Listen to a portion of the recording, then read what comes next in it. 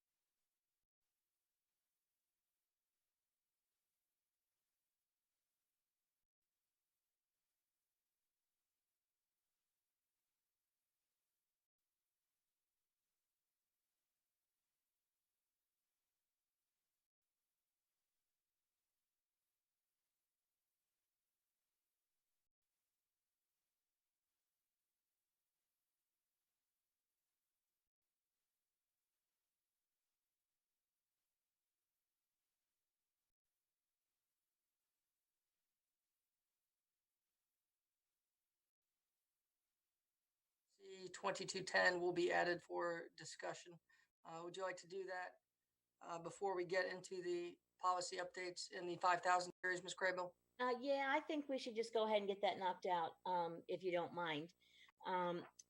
The Miss Justice with a second from Ms. Walker asked that we put on, she actually said 2110, but I think she meant 2210 because the statement that she would like to see included in that policy is the is it possible for Kim to pull that up so we can all look at it real quick? Let's finish approving the agenda. And oh, I'm sorry. I thought we were doing that. I thought we were doing it. Sorry. All right.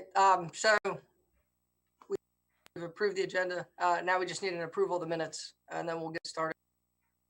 Move to approve the minutes as presented. Second. All right. There's a motion and a second. Any discussion? 9. Ms. Crable, how do you vote? Yes. Mr. Wildebohr, how do you vote? Yay. And I also vote yes. Okay, moving on to policy updates from the North Carolina School Boards Association. We've added policy 2210 to that discussion, but let's begin with policy 2330, and then we'll move into policy 3620.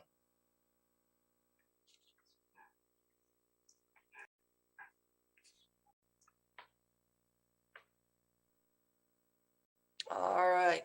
So as most of you know, the school board developed an ad hoc committee to put together a study on how we're conducting our meetings. We definitely wanted to streamline those a little bit, become more efficient in terms of how we use our time. And the committee put together a proposal. And if Ms. Justice is here and would like to discuss it, I think that would be appropriate since she chaired that committee. Ms. Justice. Well, yes, it's pretty well self-explanatory. We went over it during the meeting. Do you want me to go over it through the meeting again, or? No, just anything you'd like to add to it. No, we I have think recommendations here, so we can discuss it. I know Ms. Crable had a few concerns or suggestions, but now I think the committee put together a plan to hopefully, work more efficiently and be better stewards of the public's time. that was the purpose of the committee. I thought they did a great job. And you were on it also, Nelson. So, and, at the time you were giving good feedback and everybody else was. So, and it's up on the screen, I see, and this is what we came up with. Yes.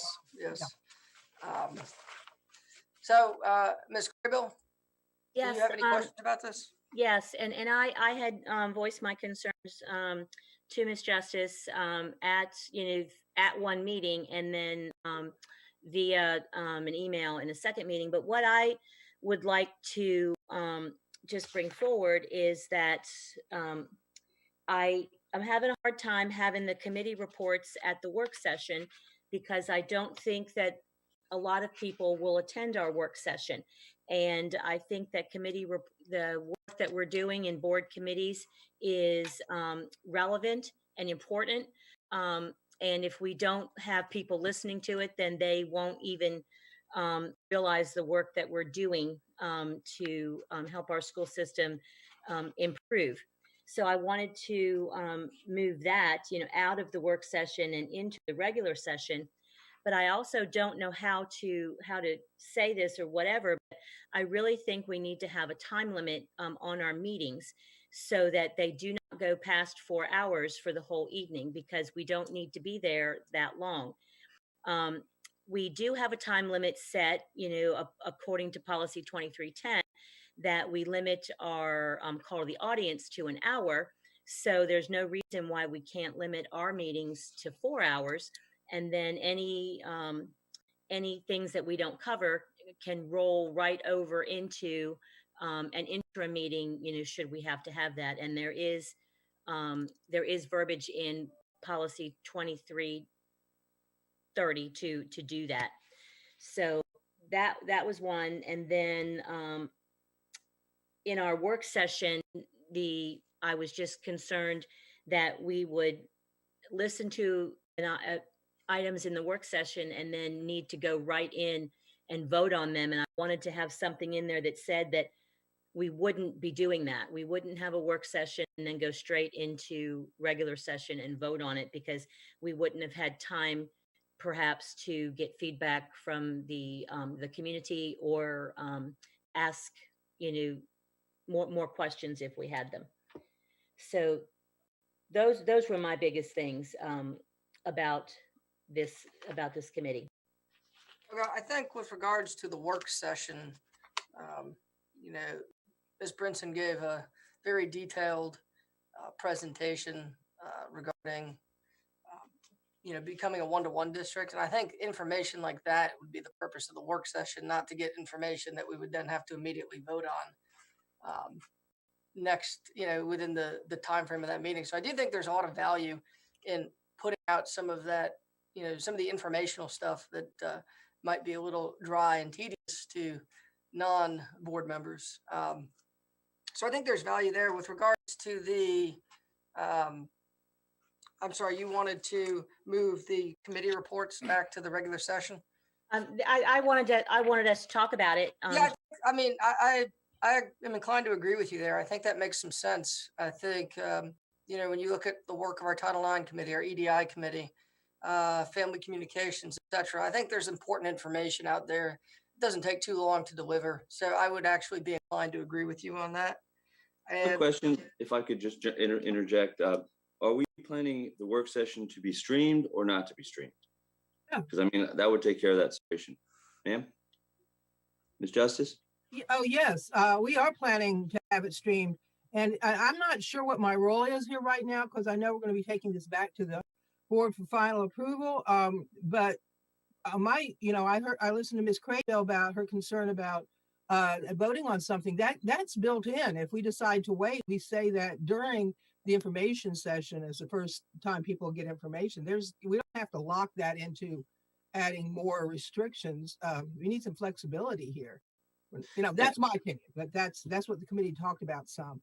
And Ms. Justice, but if we're streaming it, then even the committee reports would be, if someone had an interest in hearing them, they could Exactly. actually stream it and hear it and be part of it, from home or from their work or whatever they want to do. So, Yeah. okay. And the idea is that, to tighten up the more formal meetings, so we don't have to set time limits on them. So that's what the work session's for, is to have things like committee presentations. If there's something going on that might take more than 5 minutes or even that long. okay. So I had another, it doesn't matter to me, but I think that if we're going to be, it does matter to me. I would rather have committee reports as part of a regular board meeting, but I could go either way. Wanted also to talk about the call to the audience and the placement in the agenda for that I see no problem with putting our call to the audience for 1 hour in the beginning, using action items first and then non-action items second. And then when we run out of time, then we can vote at that point to amend the agenda to allow for a second call of the audience if we feel that it's warranted. But so I just wanted to have us as a policy committee talk about that, because that would be a change to our policy right now. Well, I think I think having a call to the audience at the beginning makes a lot more sense to me. I've said that, kind of throughout the time. And so I do agree. And I think really, I think we should be able to say, let them, because, the thing of it is, then you're having to divide out, you have to go later. You're still putting people, I think it should be first come, first serve. And if we have to drop it down, because as our policy says, if we drop it down from 3 minutes to 2 minutes, because we have that many people that want to voice their opinions, I think we can do that too. So, I mean, I think that gives us a lot of leeway there.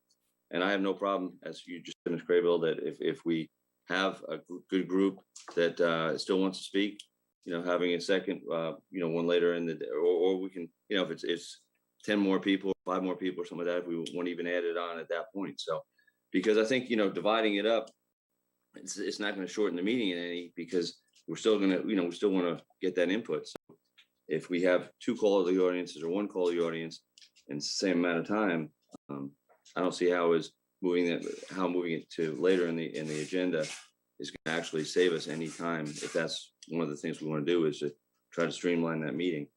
Well, I wasn't so much concerned with the time, because we can limit the whole entire thing to an hour.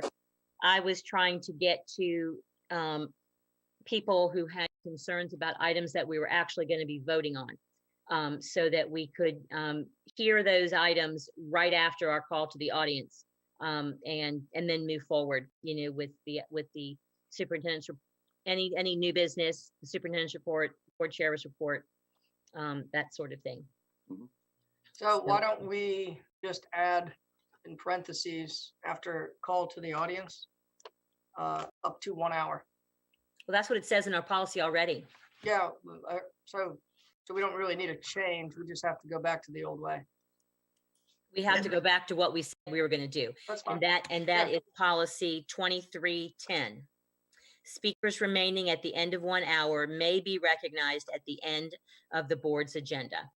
And then I didn't jot down the policy that says that if we don't get to all of our items, then we can stop the meeting and either bring it up, like the next day, or we can roll it over into the interim meetings.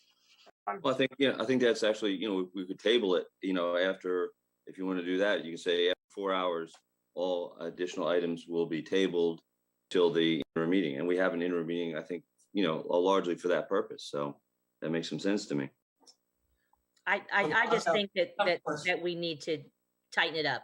Yeah. I have a question. So let's say, for instance, I know that you're moving things around, but if we don't get to present our information and it has to go on, you keep getting pushed down farther and farther in the agenda. And I'm just wanting to know, where do we fit in on the agenda, the individuals who actually do the work in the district? I want you to be as high on the agenda as possible. That's my recommendation, is to put you as high on the agenda as possible. So some of that would be information in the work session, and some of it we just have to figure out where we need to put it. Does it come under the superintendent's report that you call up people to report on the work of the board? I mean, the work of the system, because that's what we're here for. And I get tired of getting bogged down in details like this when we should be hearing from you and your staff. I agree. My question then goes back to the work session is only, we'll say only an hour, and we have multiple presentations. And so if the questions continue to come from the board about the presentation, let's say, for instance, like COVID. COVID was sometimes taking 40 minutes with questions, and sometimes 45 minutes, and we hadn't gotten through the rest. Then we don't get to do our work sessions for it to be on the next agenda. So that's where I'm going back to. I get it that we want to hear and all of those, and I'm not disputing that, but we've got to make sure that you're able to do the work that you were also appointed to do, and that's student discipline. We've got to talk about student engagement. We've got to talk about hiring, all those great things, the student achievement, and how do we get there, and how do we move the district forward with the up and coming things. I just don't know I just want to make sure that there's a place in there, and that our time isn't limited because of removing things around in the agenda. I agree. There's old business and new business, which would encompass what you're speaking about. And what you're talking about is limitation on time. The whole purpose of doing this was to make it more efficient, and our time, in fact, the last couple meetings have gotten more efficient, and between this and our ability to actually focus more clearer as we get more used to what's going on, I don't think there'll be a problem with being able to have our personnel present. So if I could, though, I'm seeing something wrong here. you do have a very, what we're saying, though, is we're going to have a 2-hour meeting and give half of that to call to the audience. Right. And that's what we're doing? That's what's giving me a little bit of heartburn. Right. That's not being an efficient. Again. And it says in policy 2310 also that if a board does not have a regular board meeting during the month, the board will not provide time for public comment at any other meeting held during that month unless a majority of the board votes to do that. So I'm not saying that we need to limit their voices. I just think we need to spread them out, throughout the month. Perhaps maybe we do 30 minutes at the regular meeting and we do 30 minutes at an interim meeting. But I am a proponent of listening, but I'm also a proponent of us doing some stuff, and we're kind of behind the 8 ball. Well, speaking of the call to the audience is the new for both meetings. We're looking to change the other that you're referring to, the other policy, by having this new policy, because we're going to have call to the audience for both. And in the past, we've had meetings where we had nobody up there. If you have 2 different sections a month and we don't have as many public I guess, issues going on. Very often, this is not going to be the case. In fact, normally, this is a very unusual couple of years we've been through. Yeah, but after 2 years, it is the case. At some point, it just is the case. What I would recommend though is, we spent 20 minutes on this policy, and I think there's still a lot of uncertainty surrounding it. So I think it might be a good idea to just wait until June, have this discussion again. Ms. Craybill, Ms. Justice, you two can discuss this further. Ms. Justice, you and I can discuss it further, Mr. Wildebohr, and we can, as individuals, discuss it. But I think it doesn't feel to me like we're ready to move on. No. So, And if I might just add one thing, Mr. Billier, just on the business item. So if the meeting is being limited to 4 hours and there is not time to get sometimes there are contracts that are time sensitive that have to be voted on, and so pushing them to the next interim meeting might not be an available option at all times. So just something to keep in mind. okay. But Thank you, Ms. Snyder. Nelson, let me make one more point that Ms. Justice and Ms. Walker wanted us to bring to this attention, and maybe we can just roll this into the discussion at the next policy committee meeting, that they wanted to have a requested change, and I didn't say where, but I'm assuming it is in section B, placing items on the agenda. Yeah. They are saying, they are requesting any agenda item properly submitted by board members must be placed on the immediate meeting agenda unless the two board members who requested the item agree to have it placed at a specific future meeting agenda. So again, that just adds more stuff onto the agenda when the superintendent is supposed to be bringing us stuff, to hear about what's going on in the school system. And we have given the board chair that authority via policy 2210 to do that. So I don't know if we want to discuss that at the full board meeting too, or if we want to just. Well, we can discuss it here, and I think Mr. Wildebohr, to his credit, had offered an idea about just saying it'll be placed on. The chair will place it somewhere on the agenda within the next 2 months. But again, to your point, we need to do the work of the district, not the work of ourselves. And I'm frankly just I'm over talking about things that don't matter to our students. This doesn't really matter to our students. This is about us, and I'm ready to work and ready to move on. And just a reminder as well that if something is placed on the agenda, that is a proposed agenda, and the board as a whole at the meeting approves the agenda and can approve something that by removing items or changing something at that meeting. So you could make a motion to approve the agenda without items X, Y, or Z. Yeah.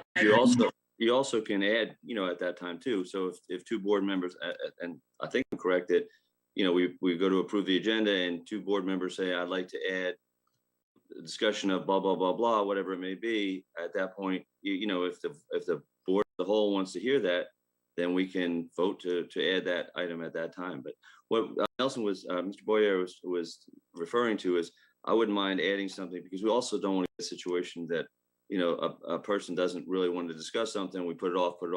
So maybe putting a time limit saying that in the next, by the end of the next month, it will be added. Now we're having 2 meetings a month. I think that's a pretty fair compromise where we say, it may not have to be on the next agenda if we already have a full agenda that day, but at least, within the next, that would give the board chair 4 meetings to put it on. And I mean, I think that's, if we do our own policy, then, that gives that board chairman plenty of opportunity to put that on. And I'm the person that brought this up. I like Mr. Wildebohr's idea, and yes, in the past it has been abused. And that's the reason that it was even brought up. We need to be able to have the ability. It is for our children. These are things that the public asks for. They're their parents, their community members. Well, let's go ahead and add that language, and then we can move on because we have a lot to get to. Well, and just remember, we already have a policy on how the public gets things put on the agenda, is that they send a request to the superintendent, and the superintendent reviews it and decides if it needs to go on the agenda. So we already have a policy to have the public put on specific things. We don't have to take on all of that burden. You were elected, so people ask us to do that. All right, let's add that language, please. Can we do that? That would be great. Just, it will be placed on somewhere within the next 2 months by the chair. Sounds good. Thank you. Thank you. Thank you, sir. Thank you. All right, moving on to policy 3620.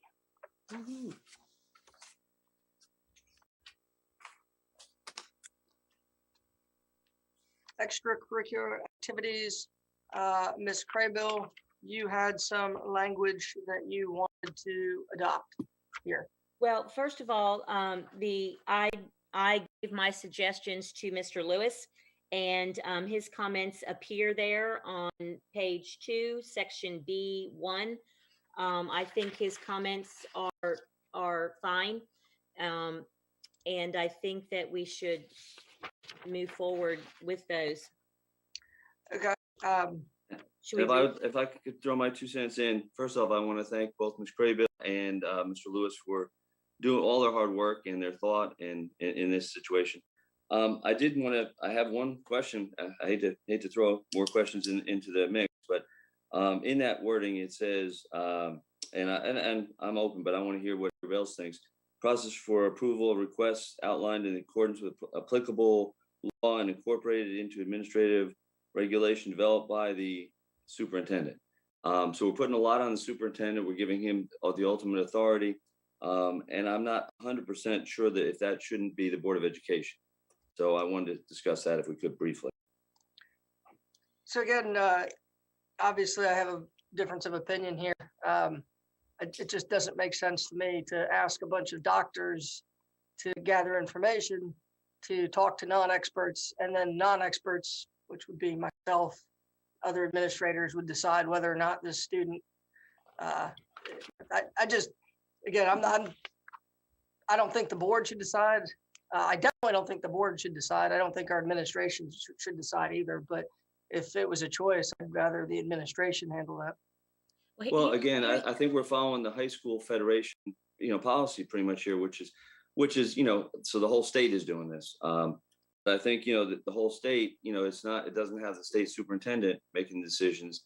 It has, the state board is making some of these decisions. So that's why I was thinking that it might be better that, and we're not talking about the individual decisions. We're talking about making the processes here. Well, So, Mr. I'm sorry. No, just to clarify, the High School Athletic Association rules do not address middle school students at all. So that is up to individual school boards to make Right, the rules for. And the process by which the High School Athletic Association makes its decision is, sort of a very robust, intrusive kind of procedure with a lot of. So I'm not sure when you say, or when the proposed language says for middle school, the approval will be outlined in accordance with applicable law and incorporated into administrative regulation. It really isn't clear what the process is going to be. An applicable law is really amorphous at this point. There isn't anything directly on point in North Carolina for middle school students. So can we hear from Mr. Lewis, because he was the one who put these words together for that. And I just, as we're pulling Mr. Lewis into the conversation, I just want to remind us that our school system goal is to provide every student with the opportunity to receive a sound basic education. And that would include participating in all the activities that the school system has to offer. I personally don't think that the school board should be, and this may not be the right way to say it, but I don't think the school board needs to be deciding if a child is transgender enough to play sports. I think that we need to have a procedure, and what that looks like. I would think that our Title IX coordinator, in conjunction with his peers across the state and the country, should be able to pull that together, but there isn't anything. So if we could hear from Dr. Faust, I see you unmuted, or from Mr. Lewis, that would be helpful. Dr. Faust, I'll defer to you first if you want to speak first. Well, I just want to make sure that we're really, really, really crystal clear on when it talks about will be outlined in accordance with the applicable law and incorporated into the administrative regulations developed by the superintendent. I know when it says by the superintendent, it means by the designee. And I'm also assuming that there is going to be, when we say law, what would be the law that we would be abiding by to ensure that we are, of course, following the law. Correct. And so at this time, as Dagner stated, there is no law that's on point. It has essentially been allowed to be decided at each local school district level for how they want to proceed for middle school sports. And so the language regarding the superintendent developing a regulation consistent with applicable law, that is designed for us to be able to have a process in the district that allows for us to continuously review the scope and updates in the legal world for this area, but still have the flexibility to be able to help provide a process for our students to feel included. So right now, applicable law, and at this moment, there isn't any at this point. And so if there was a time where it were to be some type of law in place, of course, it would still be consistent with policy, and we would still be able to follow that law. I believe that the point of having an administrative regulation, of course, it says superintendent, like a number of our policies, but ultimately it would be a designee. I would foresee as a Title IX coordinator, it would most likely be myself, but I'll let Dr. Faust decide that. But that allows us the flexibility to be able to follow the updates in the law, but also have a process in place to the best of our ability to accommodate requests, because there definitely are requests out there and students want to know what we're doing. But at this time, this is the best that we can do until we have more concrete updates from the Department of Education or from the state. And well, our other option is to remove that verbiage completely, and is to say that the middle school students can or cannot play on the team with which they identify. So that's another route that we can take, if we want to. We can take all that out and not have to worry about it. So I guess that's what this policy committee just needs to recommend to the board, and then the board will have their own opinion on it, the whole entire board. Well, again, this, for me, like I said, this is a problem in search of, or this is a solution in search of a problem. But again, if the policy committee votes to have some sort of process in place such as this, then that is the will of the committee. But I will not, I'll have to pull it separately. I will not vote for, I just can't vote for that. Well, and if Dr. Faust and his team cannot put together, with fidelity and confidence, a procedure, then I wouldn't want to force that, because we're not in the business of doing that. We're in the business of educating children, not deciding their lifestyle choices. Oh, I agree 100%, but I also think that we have to defend, Title IX has come such a far way, and I'm just gonna get back on my high horse. I'm not high horse, but on my soapbox at this. I think it's important that we keep it equitable for all our students, for the female athlete as well as the male athlete, and I think that's part of this whole conversation. The House Speaker, I think everybody has reviewed that, but the House Speaker said, as Mr. Boyer said, that it's more or less a problem that we don't have yet. So why come up with legislation about it? I wish he had taken that on to make a decision for the state. Obviously, that would be making our decisions a lot easier. But I do think that this is a very important topic, and one that we need to, and the only reason I brought up the whole thing is I think that it's important that we, I think the state, I'm going to say this again, I think that the state has come up with a plan.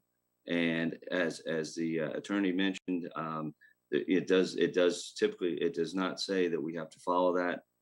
Mr. Lewis did in his efforts reach out to several other districts. I know he didn't think that they had done a good job in reviewing it. That's his opinion. He's entitled to that for sure. I mean, I think that's a little bit insulting to say, Pender County, you haven't reviewed it like we have. But I think it's actually very insulting. But in any case, I think it is a topic that we do need to look at. Other states are actually voting and putting laws in place. And I know we don't have to follow any other state, and I wouldn't want us to. But I think it is a topic that we do need to discuss. And I think that, I just don't see why we need to come up with our own policy that is above and beyond what the state does. Mr. Lewis and I talked at length about the possibility of forming such a committee, not the Board of Education or the superintendent, but forming such a committee, one very similar to what we have or what the state has to review these kind of situations and these requests. And I think that it is doable. I mean, I know Mr. Lewis mentioned at the board meeting, or the board meeting, I guess, a month ago now, that, well, it would be very hard to put together such a committee. And I don't agree with him. I mean, we have 3 out of 4 of the required people in-house that we could ask to serve on this committee. All we would need is a physician or a psychiatrist that has worked with folks that are going through the transfer. So, I mean, I think it's a doable thing, and I think we need to have that kind of verbiage in place so that, that takes it off the board. It takes it off the superintendent. It takes it off Mr. Lewis. It puts it on a committee. But those folks, like the state board, I don't know exactly who they have that sits on their high school federation committee, but they do have those folks that have either are paid or volunteer to do such a thing. So, I mean, it's not, it's not doable. We can't do it. Yeah, we can. And that way there we have, a committee that is non-biased, can look at these individual situations and rule fairly with everyone. If I can- Ms. Crable, it's up to you guys, but we need to vote on this and move it forward or not. Well, I would like to hear one more time from Dr. Faust and perhaps Julie Varnum. We already know what Jarrell's, opinion is, but I am just having a little bit of heartburn that we are going to be that invasive into our student, because the students who are transgender don't even have to report. I mean, it's their prerogative not even to tell us that they are that they are transitioning. So I don't know, Deborah, maybe, I mean, what do we do about that invasive? Right, Dr. Faust. I'm sorry, go ahead. I'll be quiet. No, I was going to recommend, I think you probably need to hear at this point from your legal counsel. So, I mean, as I've said, and as Mr. Lewis said, there's no guideline for middle school athletics at this point. So options are to allow it, and as the original language that Jarrell drafted, a student participating can participate consistent with their gender identity. So that's one option, just allow them to participate. Another option is to forbid them from participating. So have us, a clear-cut black letter rule either way. Another option is to, as has been tried to state here, to have some kind of a committee, something that's modeled on what the High School Athletic Association does. As I've said before, I think that it's an intrusive process and it's a burdensome process, but certainly that is an option that the board could pursue. There's no, model. Mr. Lewis may be aware of a model that another district has come up with. I have not worked with a district that has come up with a model for that for middle school. And that the other option would be sort of an ad hoc case-by-case basis, which I'm not sure would make anyone happy. But those are really your choices. There are pros and cons for all of them. Again, I think the guidance that we've gotten from the Office for Civil Rights is limited, but it does seem to be that this administration is moving in the direction and has stated that students ought to be able to participate and regardless of their gender identity. And so I think that there's certainly a movement to a more open, inclusive process that allows students to participate. There has been some legal challenge from females, on behalf of female students under Title IX, but we don't have any cases that have resolved that issue yet. So we are in a little bit of uncharted territory, but I do think that for middle school athletics, making it simpler and more inclusive is just going to allow more students to participate and make it a little bit more streamlined and easy. I don't know, I'm not an expert in athletics, but you don't have all of the pressures of championships and really, the competition that you have in high school. So there's no scholarships. Yeah. So that's a little bit, I think it's a little bit more recreational side than on the really competitive side where things are on the line, and allowing more inclusivity may be the direction that the board wants to go. I'm happy to answer any specific questions, but again, there's just not a really clear legal answer at this point. If I could just follow up on one point really briefly, Mr. Wildeboer.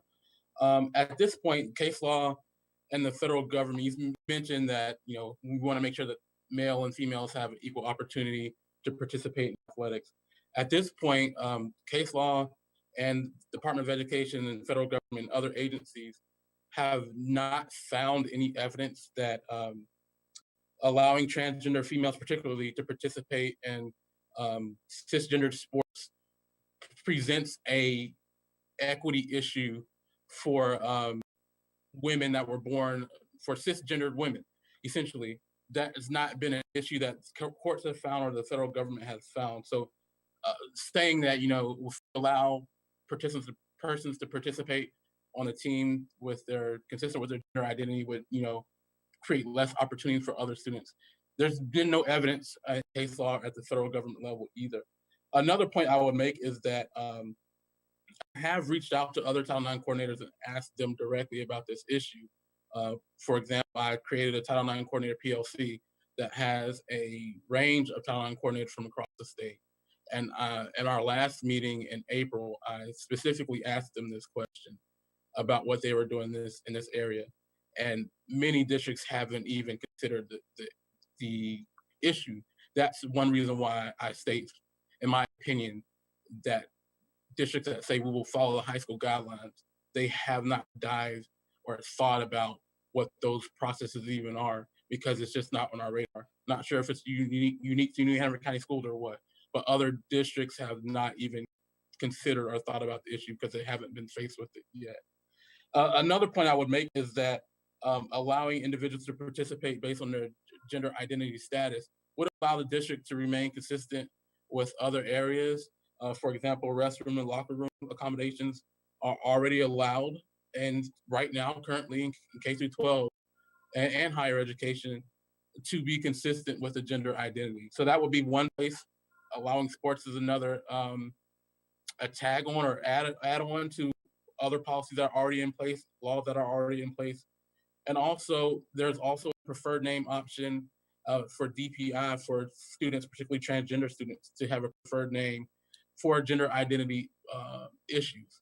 So that's another area, if we allow in the sports world for middle school students to participate based on their gender identity, that would bring us into consistency with federal government, OCR for what we can see, as well as state law with the restroom, locker room, and DPI with the preferred name option. Last point about case law, I know I'm speaking a lot here.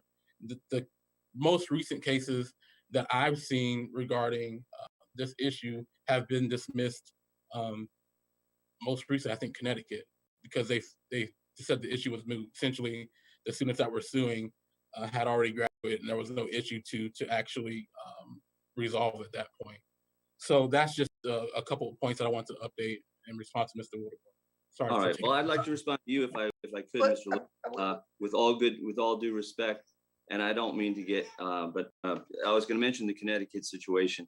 So there are things, you've mentioned a lot of case law. I would really appreciate specific case laws. I can say, well, Connecticut, the Department of Education was in discussion with the state of Connecticut about this very point. So it is throughout things. I do think it's important too that, and I understand you have a very important role as Title IX director, and you reached out to other Title IX directors, but most counties don't have a Title IX director. So I think really this discussion, since it's an athletic discussion, should be in the world of athletics, not, and we should definitely lean on your expertise as well as that. But I think Mr. O'Brien should be the one. I hate to, I've talked to several county athletic directors. As I say, I think that's where at least this discussion should be happening, because the athletic directors, every county does have some form or fashion of an athletic director. And I reached out to several, please let me finish, other athletic directors, and the athletic directors have, they have reviewed this, they have come up with plans. Like I said, I can use Pender County as an example. I talked with him at length. He said, yes, we have a plan, we have it in place, the board knows about it. So, even by your own admission the other day, when you talked to as athletic directors, you said that you didn't think they had reviewed it very well, but you did say that they are all following the high school federation policy. So, I just think that number one, when we're quoting things from federal government cases, etc., Connecticut versus, I think we need to, since you're an attorney, I think that would be, instead of just saying in general, because I could say the same kind of thing. Well, I've reviewed this and I reviewed that, and there's absolutely 15,000 cases about it. So please be specific about these things. Secondly, I think that since other counties have athletic directors, you said even, Onslow County, obviously don't think that they've done a good job, but they have a policy in place to address this. So, and the last point is, as you say, well, high school is where it's all at. Middle school is not where it's all at. Middle school athletics don't really matter. So I would first off beg to differ. You go down to a middle school softball game, you go to a middle school baseball game, it does matter to those students. Secondly, why, again, we're setting our children up to go through middle school, and all of a sudden you get to high school and you say, well, sorry, or whatever, whatever the high school, unless they change their policy. So I do apologize for my great concern about this, but I do think, I think we need to be specific, not generalize things and say that we've heard this and we've heard that, and there's, this and that. I think we need, if we are going to quote the federal government, I think we need to be specific as we do that. Thank you. Be Yes, happy to put so together. I think we really do need to move on from this. Obviously, we can talk about it the next 2 hours. There's a disagreement. We're not going to agree. The policy committee needs to. Ms. Crable, this is really your decision at this point. Mr. Williams. Sorry, Ms. Stagner. Here's what I would like to Sorry, propose. Ms. Stagner wanted to. Oh, I'm sorry. Go ahead. I was just going to say, I would be happy to put together a legal memo citing the authorities that are on point if the board would like me to do that. Yeah, so here's what I'd like. I mean, Deborah, yes, I would love that, as our board attorney, and then also, working with Jarrell to find that case law too, because he is a lawyer. He's not practicing as our board lawyer, but he does know the law. Could we do this? Could we just be silent on it? That's not the best, but could we just be silent on it until the end of the summer, when we should have more guidance from the President Biden's administration and the OCR. And perhaps we, as part of the, Title IX is already has a subcommittee that we're establishing on sports and in general, and also perhaps have a student focus group, because we're already trying to look at a student focus group too. So let's just take it out, pass this policy, because we've got to get on with this policy, leave us silent on that, and come back and revisit it in August. Ms. Crable, I would push back on that a little bit. It's hard to, I feel like it's a job to make this hard decision, and our administration needs guidance on this issue. All right, then I'll say let's let the students play. because we already have the line in there that says athletic participation consistent with a student's gender identity in middle school does not guarantee them the approval to play in high school. So we can always change the policy again if something happens down the road. So I'm either for taking it out completely, waiting to get legal, a statement, a legal memo from Ms. Stagner, and then we can always revisit this one again later in the summer. I'll be honest, I'd rather do that than say that we're going to let middle school student, play whatever you want to do and that kind of thing.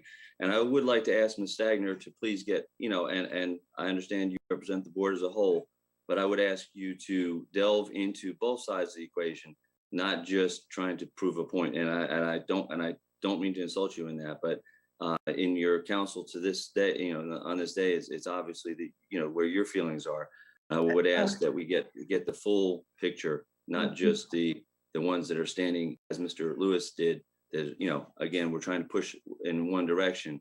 I would ask that we get everything.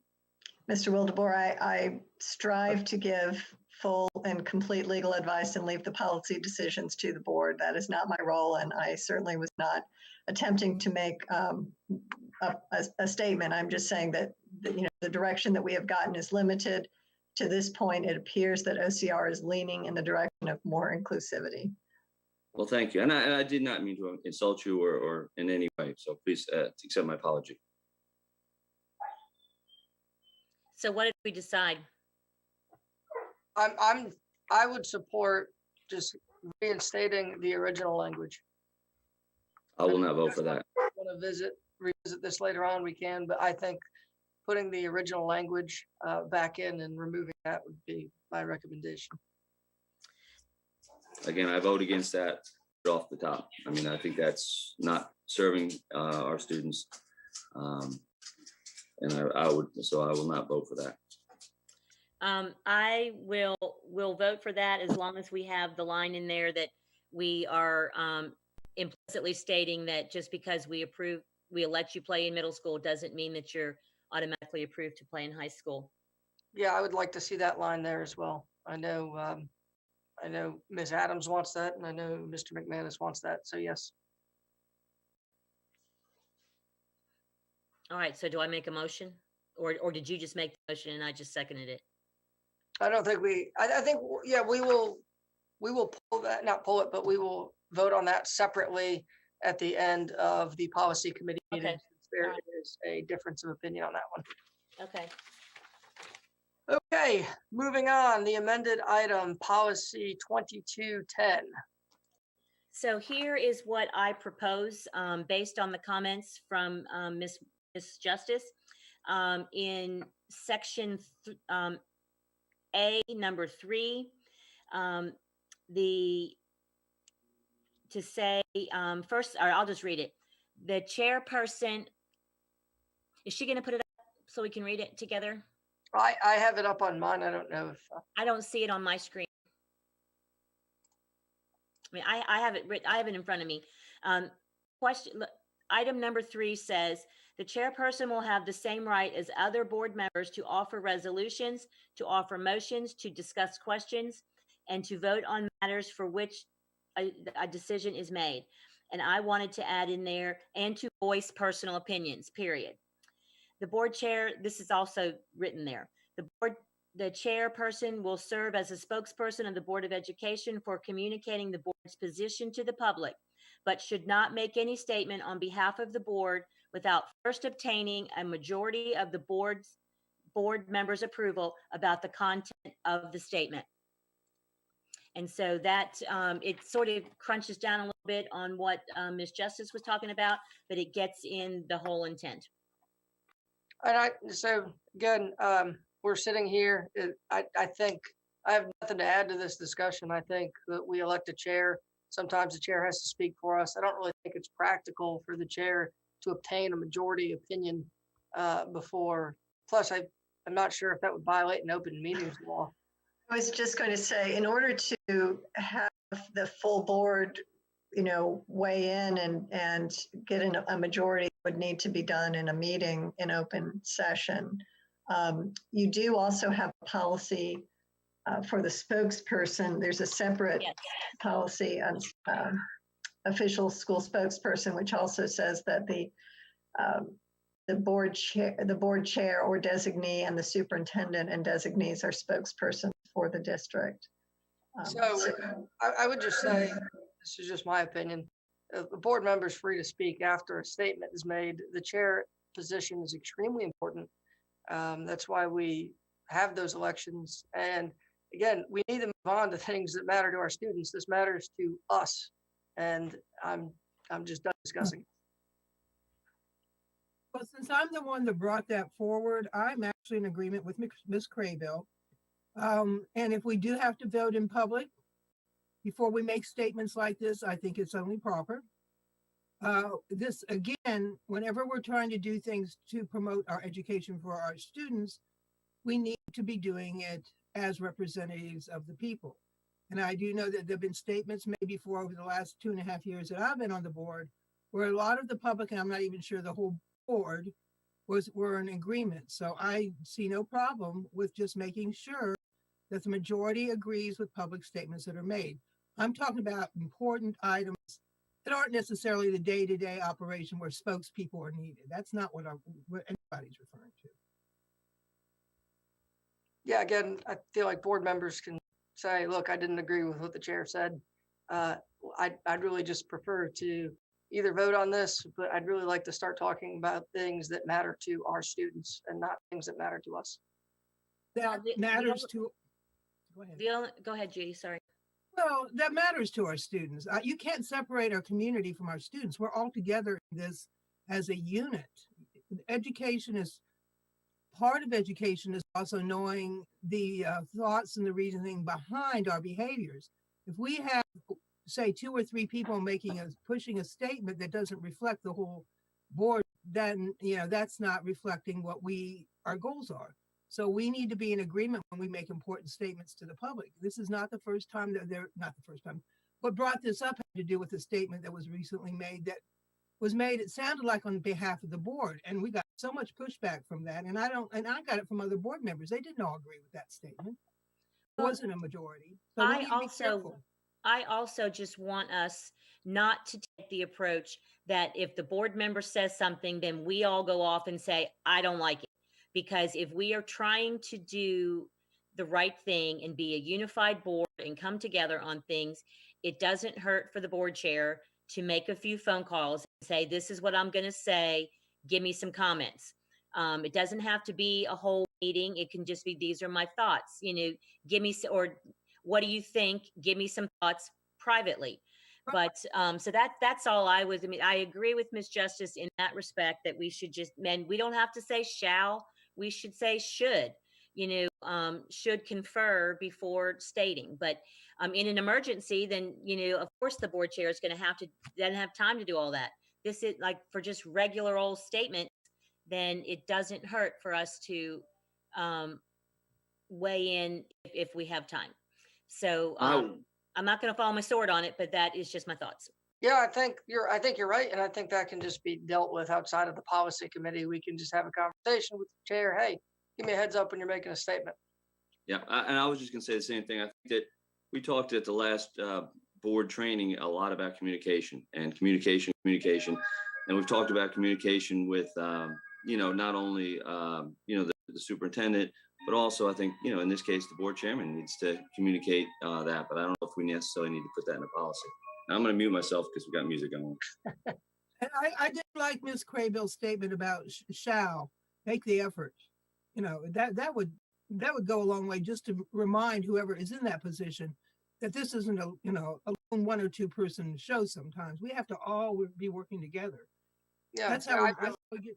Yeah, I don't support any language change, but if it is the will of the committee, then we will bring it forward to the board. Thank you for considering this. Go ahead, do your job. Ms. Grable, do you want to make that change or? The only thing I think I would just like for us to say that will serve as our spokesperson on the board but should make an attempt to get consensus before making a, or get Yeah. input. That's, if you'd like to put that in there, I'm not gonna vote for it because I don't think it's necessary. I think we can do that offline, but Yeah, I think I'm gonna propose that the that the board chair should, before making a statement, should reach out to other board members for ideas for the statement, something along those lines. And I guess I did open up to say one other thing, because we all need to know what's said from the dais ahead of time. Being blindsided is very difficult for any board member, and that will take care of that. let me, Sometimes I, we're not gonna have time for that. Sometimes we're just not gonna have time, but I think in a regular situation, we do have a little time to make a statement, and our communications department should be helping us with that. That's what we hired them for. and I agree that that's what should happen, and I don't think you need to write that down into a policy. Okay. Pete, what, I mean, so I'll go either way. Pete, what do you think? Like I said, I think maybe we should at this point bring it back to and talk about communication with the board. I'm muted. Yeah, I am. And just bring it back to the board chair and talk about communication. I agree. I don't think we necessarily need to have that written down. And I can go with that. That's fine. All right, moving on. The NCSBA updates, and there's a lot of good stuff here because we have a very active and engaged community, and I thank McKenna for, really tailoring these to our needs. And thank you, Ms. Stagner, and the entire team for your work. Schools and the community, 5,000. And who would like to take us through these? These all look like they are, a lot of them are, I guess, student support stuff. Yes, there's a lot of student support stuff in here. Did any board member have any comment on 5,000, or should I just turn it over to Ms. Farnham? I actually had a couple questions, just to throw things out. Make sure I'm unmuted again. Yes, I am. Let's see where we at. Solicit number 2 under A, solicit and give attention to problems and opinions of all groups and individuals. Great idea, but can we be more specific in there? We say it, but do we do it? We've asked for surveys. The whole board has asked for surveys. But, I think and we'd love to leave it in the RMP, but I think it needs to actually be in the policy that we, through, maybe actually have a subsection under 2 and say through surveys and, the various ways we can do that. I know it's great to be able to leave things in RMP and say, we're sure it's going to get done, but I'm not sure, that that's the best way to do that at this time. So you want solicit and give attention to problems and opinions of all groups and individuals through surveys? And like I say, I think that, through surveys and, Collect 5 phone calls, emails. right. I think Through that'd be good. multiple sources, such Right. as, I don't think, Right. yeah. Fine. And then maybe one other, I hate to talk too much, but I'm going to do it anyway. Under way at the end, under D on page 30, be specific. It says citizens advisory councils. I think we need to be specific. We've talked a lot about having student councils, student advisory councils, teacher advisory councils, parents and guardians being on advisory councils.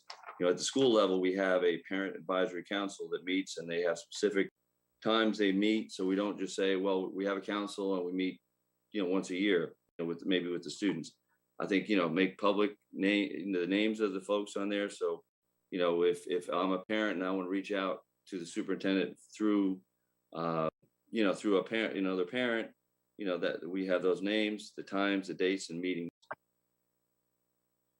Again, I think it's just not real specific. Well, I had a comment on that one completely. Comparing it against our current policy, 1600, I think that this letter D is already being handled. We might just need to streamline how we do it because we have community participation right now on the Title IX committee, on the EDI committee, on the Family Communications Committee, and many other committees that are already, the PTA Council, Dr. Faust has agreed to meet with them. So, and then, any other, parent support organization. Are you saying let's get rid of D? I don't think we need D because I I don't think think we we do either. already are doing it. Dr. Faust has a number of councils that he's putting together with teachers and with principals and parents, students, and then we already have our board committees. I don't think that we necessarily need D. I agree. And then and before Julie kicks in, the on letter A, the number 5, outline the channeling of complaints, criticism, and concerns. Does that outline mean that we will leave it to Dr. Faust and team to develop procedures and protocols to handle that? Is that what outline that means? So I think we should just think, yeah, I think the question is that what the board wants? And if that is what the board wants or what the committee wants, then leave the details to Dr. Faust. Yeah, I agree with that. And number 8, just when it says ensure that all employees respond promptly and courteously to community concerns. The word promptly, courteously is pretty self-explanatory, but promptly, he may have to define, within 1 business day or within, 2 business days, or something along those lines, or each school, puts that into play. But I think that we definitely need to, not for us to decide, but I think that needs to be something for Dr. Faust to, talk about with his team on what that. That's why I'm comfortable with those policy. I'm comfortable with that language because I'm sure Dr. Faust will decide what promptly means with the staff. But I think we Oh, need to make a conscious effort that's can I just jump in? Y'all are going so fast and I don't think we should be so specific because not every issue will warrant. Right. We have to take a different route to this. These are all communications, not Julie. They were on earlier, but they had to take care of some stories and it took us a little bit too long to get to them. So they had to hop off. So I'm going to be the one that goes over there. I don't see anything wrong with those add-ins. I like the blue. I'll be honest with you, survey is not the only way to do things, and people don't always respond to a survey. We can survey out. When I say survey out, like they're tired of them, and we don't always get the survey. So what we do is we try to provide different mediums for whatever the issue that we're trying to get. And so the communications team does work through that, and we do have committees that provide us insight where it's face-to-face, through Zoom. So there's a student council, there's a teacher forum, there's the NC PAPA forum. So we cover all of those where we're getting the input back from them. And it's really live questions where we are having a live conversation. And and then it has not been regular, but we have the PTA council that we just need to do some more initiating, and I know that Ms. Cragle is going to help me with that one. I will be helping you with that one. They've been a little busy. I think they've been busy, but we do get feedback from individuals, and we act on it. So there are a lot of things that are out there that the communications team is already doing and supporting and providing the insight. But I do like those. I can live with those. I would also like to, in that list of 1 through 12, to add in the parent organization policy 5010 as another means of establishing the relationship between school system and the community. How we have them all listed, it's 50-10. So, if we want to put that in like right above school volunteers or somewhere in there, then that's an important policy that we have, an important way to engage the community. Okay. And then under letter C, number 4, if we could just inject communicate to the public with timely information about activities, and timely again is what is your schedule. But, I would like for us not to be behind the 8 ball with coming out with statements. And I know our communications department is doing so much better on that, getting ahead of stuff. So timely? Time, yeah, is that doable, Dr. Faust, with just adding that word in there? That works. Pardon me? Yes, that works. Okay, thank you. Other than that, the policy's good. Okay. Mr. Wildebohr, you good?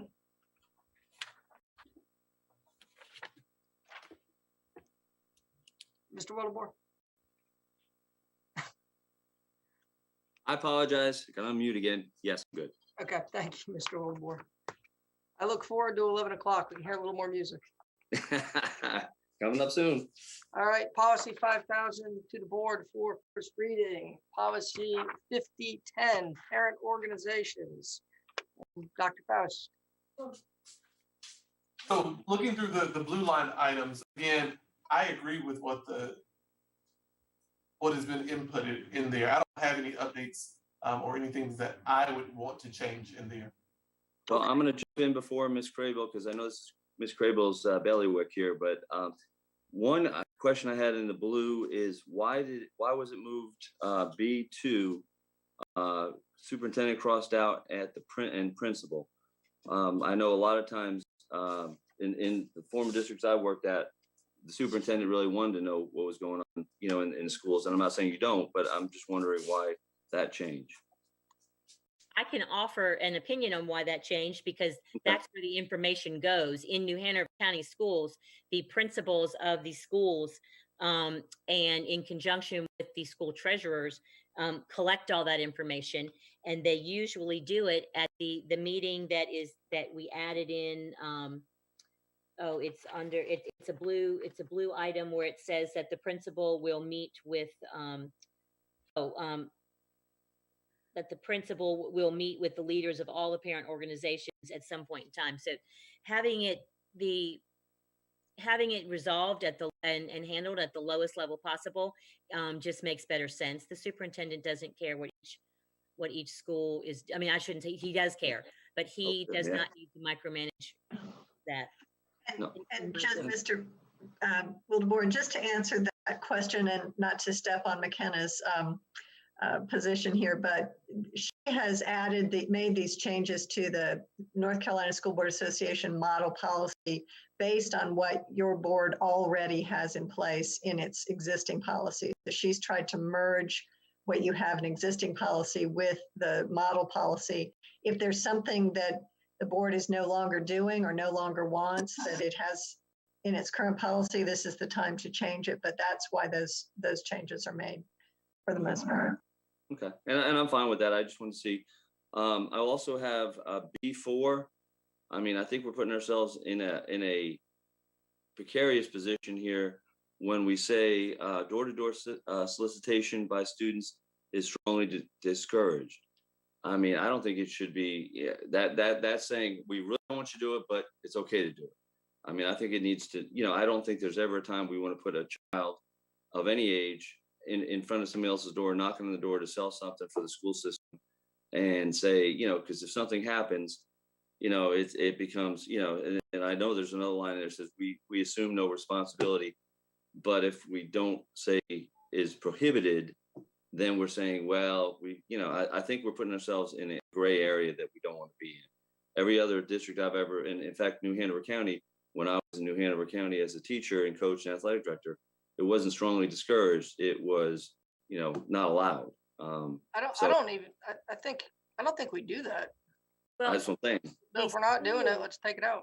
schools are not allowed to do it, but this is referring to a parent organization. So we can tell the board can suggest to parent organizations that we don't believe they should do that, but this policy is not for schools. This policy is for the parent support organizations. But So again, for instance, your candy sales for PTA, this is for your candy sales for PTA or Christmas wrappings, candle sales, cookie dough, those types of things. So what we're saying is that we don't recommend that you do it. But individuals can. I mean, it may be your neighbor. I mean, your neighbor beside you could be a relative. We're just saying that we don't recommend that you do it.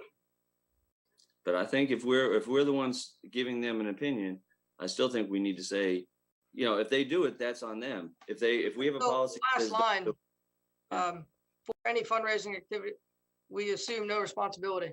So that last line is sort of But gives is us that- that cover. but is it actually covering us? You know, it's like, Sure. you know, if you have a sign in your house that says, you know, enter, you know what, I just still think that I think we need to say, we you know, we don't want you to do it, period. And then if you do it, then that organization, that parent, whoever is taking it upon themselves. I'm not sure that single line that says we assume no responsibility, if somebody came back and sued us, you know, we probably would win. But I mean, do we want to put ourselves in that precarious position when we can just say it's not strongly discouraged, you know, do not do it. And if you do it, then that becomes their decision, because our policy says clearly don't do it. This doesn't say anything clearly. It says we'd rather you not do it. We discourage you from doing it, but we're not telling you not to do it. Anyway, that's my thought. I think we need to be very, you know, because heaven forbid something does happen to a child. Worst case scenario, I mean, you know, I'd rather have a policy that says we told you not to do it, or, you know, than one that says we told you, please don't do it, you know, that kind of thing. So. In that same number 4, I had a question about you can't do the parent support organizations cannot do any fundraising during school hours. And I do know that is going on at the school system, but it usually is only going on during lunch times, mainly at the middle schools and high schools where they have school stores or things like that, that they're only allowed to set up in the cafeteria, you know, and it's usually a student is there with a parent, you know, kind of thing. So I wanted to make sure that we were still going to be allowed to do that. Well, and in that Meaning parents. in that same thing, we can't compete with sales. No, So it's not food. It's not food. It would be like selling Okay. T-shirts or pencils or, Okay. or, you know, coupons to go to, you know, the ice skating rink, you know, or something like that. It wouldn't be food at all. Because we're definitely not allowed. So, okay, so the letter number 3 in that same one, Mr. Anderson had some a good point that it didn't make it into this draft, but Kim sent us the information that number 3, Mr. Anderson wanted to have that the insurance company that parent support organizations use should have a rating from an AM Best company. I can support that, but mainly almost every PTA or every parent support organization, and I'm really sad that we took out parent support organization, that took out the support, because parent organizations can mean a whole lot of things. It doesn't mean that you're supporting the school with your efforts on that. But parent support organizations, almost all of them, the booster clubs and PTAs and PTOs that choose, will have to have insurance. They go through AIM insurance because that is the number 1 insurer for school systems and parent support organizations. So the wording is in the email that Kim sent us, that just he wanted to add in. Eddie, jump in if you want to say the words again. Yes, ma'am. I think the policy with what I was suggesting be added is up on your screen now. It's oh yeah, okay, there it is. All right. It's just shown in blue, and that's language right out of the terms and conditions of our facility use agreement. And I thought it would be good to add that to the policy. And so I had a question about the last line on there, the last clause, and must be written on an occurrence basis. Are you talking about the parent support organizations need to have the $1 million occurrence, $2 million annual aggregate, and then is that implying that we need to have like a rider for special events, like if we were to have a fall festival or something along those lines? Ms. Might be able to answer that. An occurrence, there are two different kinds of insurance policies. One is a claims-based policy and one is an occurrence-based policy. And that just has to do with when the coverage occurs. So the coverage is triggered when something happens, or the coverage is triggered when a claim is made. Okay. I think most parent support organizations have the $1 million occurrence and $2 million annual aggregate, because when someone from the school system comes to our annual PTA council back to school meeting, that's what they tell us we have to have. And so everybody just gets it. Okay. But again, there are some parent support organizations that can't even afford that level of insurance. All right, anything else? Anybody have anything else on this? Item letter number 8 in that same section, where it says the employees of the school system are not permitted to manage the affairs of a parent support organization and may not serve as officers with financial responsibilities. Where do board members with children in the schools fall into that? We're in that category. That are we employees or are we not employees? I don't personally think it's a good idea for a board member with children to have financial responsibilities. I think that would be a good question for Ms. Stagner. I'm inclined to agree from an ethical standpoint. So a board member would not be considered an employee of the school system, but you could certainly add board members should not serve as officers with financial responsibility. I think we should have that, especially if we're going to get, try to recruit younger, board members perhaps, or younger board members like Nelson, who has children in the school. Stephanie, Adams has children in the school. I don't anymore, but Judy has grandchildren in the school, so it's the same kind of thing. Am I young? Do what? I said, am I young? You're young. Yes, sir. A good day today. All right. Yeah, I'm fine with that. Of course, my wife and I are both connected to our PTA, but we don't take any type Yeah, of you can be a leadership member. Yeah, you shouldn't be the president or the vice president. role. No, Yeah. I think that would. Yeah, or the treasurer. Yeah, I don't think that's yep, that's fine. I'm fine adding that language. Mr. Wildebohr? That sounds good. So All right. I also just had a couple questions about the fund management. I mean, this is the most detailed that I have ever seen on a board. I mean, talking about not getting in the weeds. I mean, this policy is basically telling parent support organizations how to run their organization out, how many officers to have, how the checks have to be signed, even though I think it's good financial business practice. And to do that, we always talk about we don't want to be in the weeds in a policy, and yet we've laid them all out like right here. I understand. I've just seen a lot of school systems get in trouble with parent-teacher organizations and funds. And I think that this is detailed for a reason.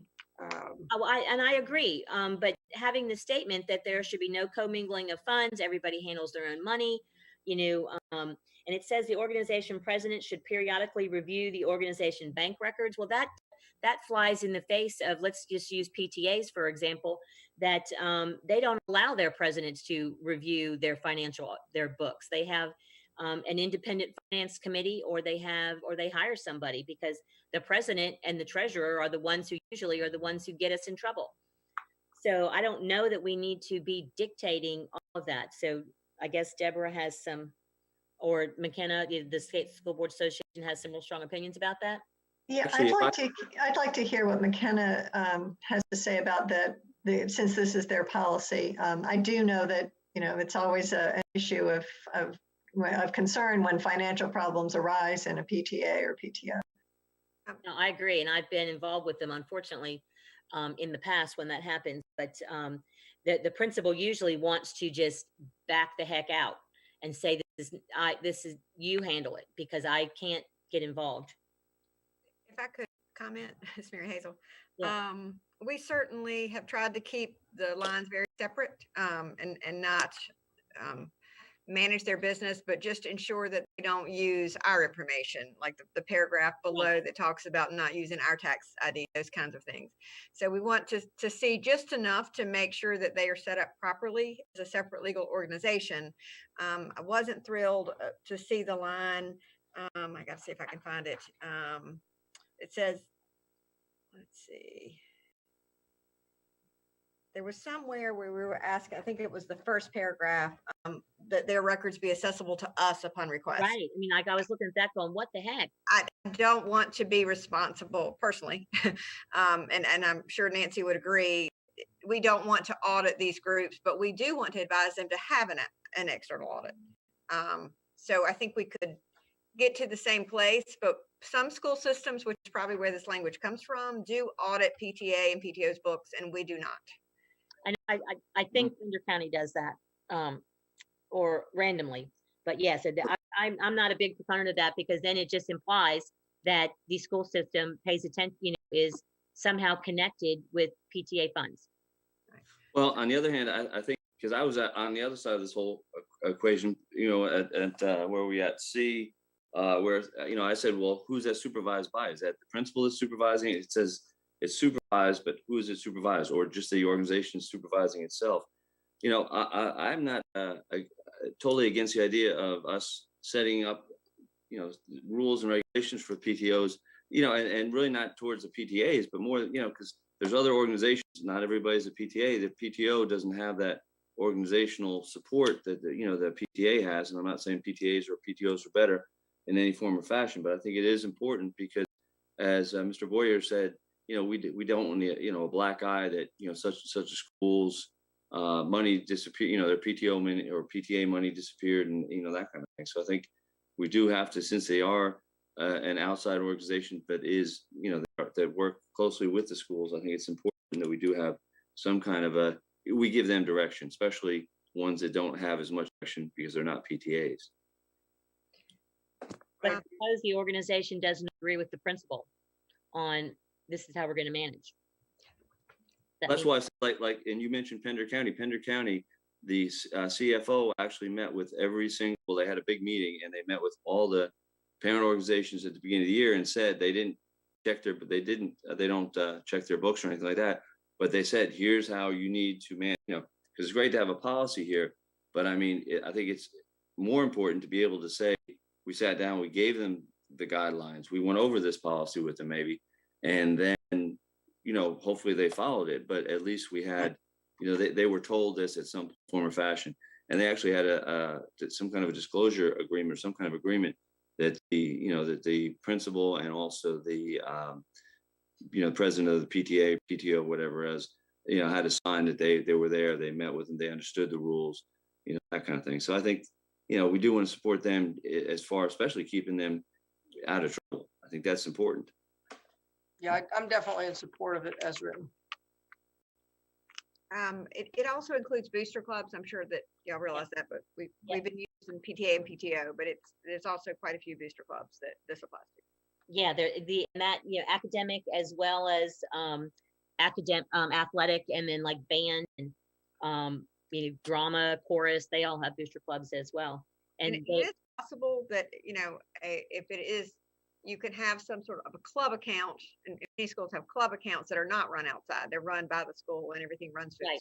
And that's not what we're talking about. We're talking about one that is run by parents. Right, exactly. So, we'll do whatever the board prefers. It is just my recommendation that we try to keep it separate so that our employees aren't responsible when parents do something with funds that don't follow our rules, because we don't really have any, legal oversight over that. We can control what happens on campus, but we can't control what happens off campus. And so that's where our philosophy came from, but we will defer to the board's preference. Again, I'm comfortable with the recommendation from the NCSBA and our administration. And so I'm hearing two different things. I'm hearing that the recommendation from the School Board Association is to include the language school officials on request, and Mary Hazel saying that she doesn't think that's a good idea. So that's just one line I would leave out, but if you leave it in, I probably won't request it, but if you wanted me to, I would. So I could go either way with it, but I do think recommending an outside audit or recommending that they have an audit is good, but we give them that advice anyway, whether it's in policy or not.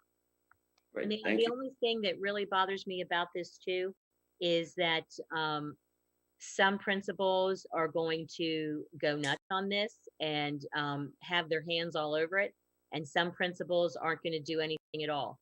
And so we'll have some inconsistencies going on at our schools with our parent support organizations.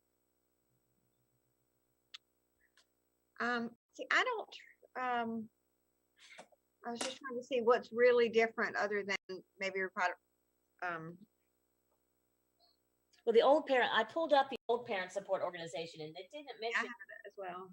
it didn't mention at all about the getting right down there in the weeds and doing it all. The because it looks to me like the stuff that McKenna pulled in blue was the stuff that we already had, and we are very silent on it. It said that parent organizations are expected to put in place proper internal controls, such as requiring members to collect money. That's the only thing, because all the things in blue were things that we were already doing. And I'm not opposed to it. It just seems like a lot of administrative work, and if it's in policy, we have to do it. And so, and I can just tell you from the PTA council point of view, this year and every year for the past 20, there have been headbutts with principals and parent support organizations about how they do business. I think those will continue regardless of the policy that we adapt. Right. So now we have a policy that we can't follow. Mary Hazel, do you want to, let's just get rid of the line that Ms. Hazel would like us to get rid of, and then would that be good? I will say that the current policy does require that October 15th, Right. information reported to the board, and it clarifies it a little bit, and that's fine. But I'm trying to find the line again. So where is that? That's number 2, no later than October 15th of the school year. That is worded a little differently, but it's similar to what we have now. Right. So I don't have a problem with that. We want to know that they have the proper documentation. That is the one thing we do. Yes. And I'd like that to continue.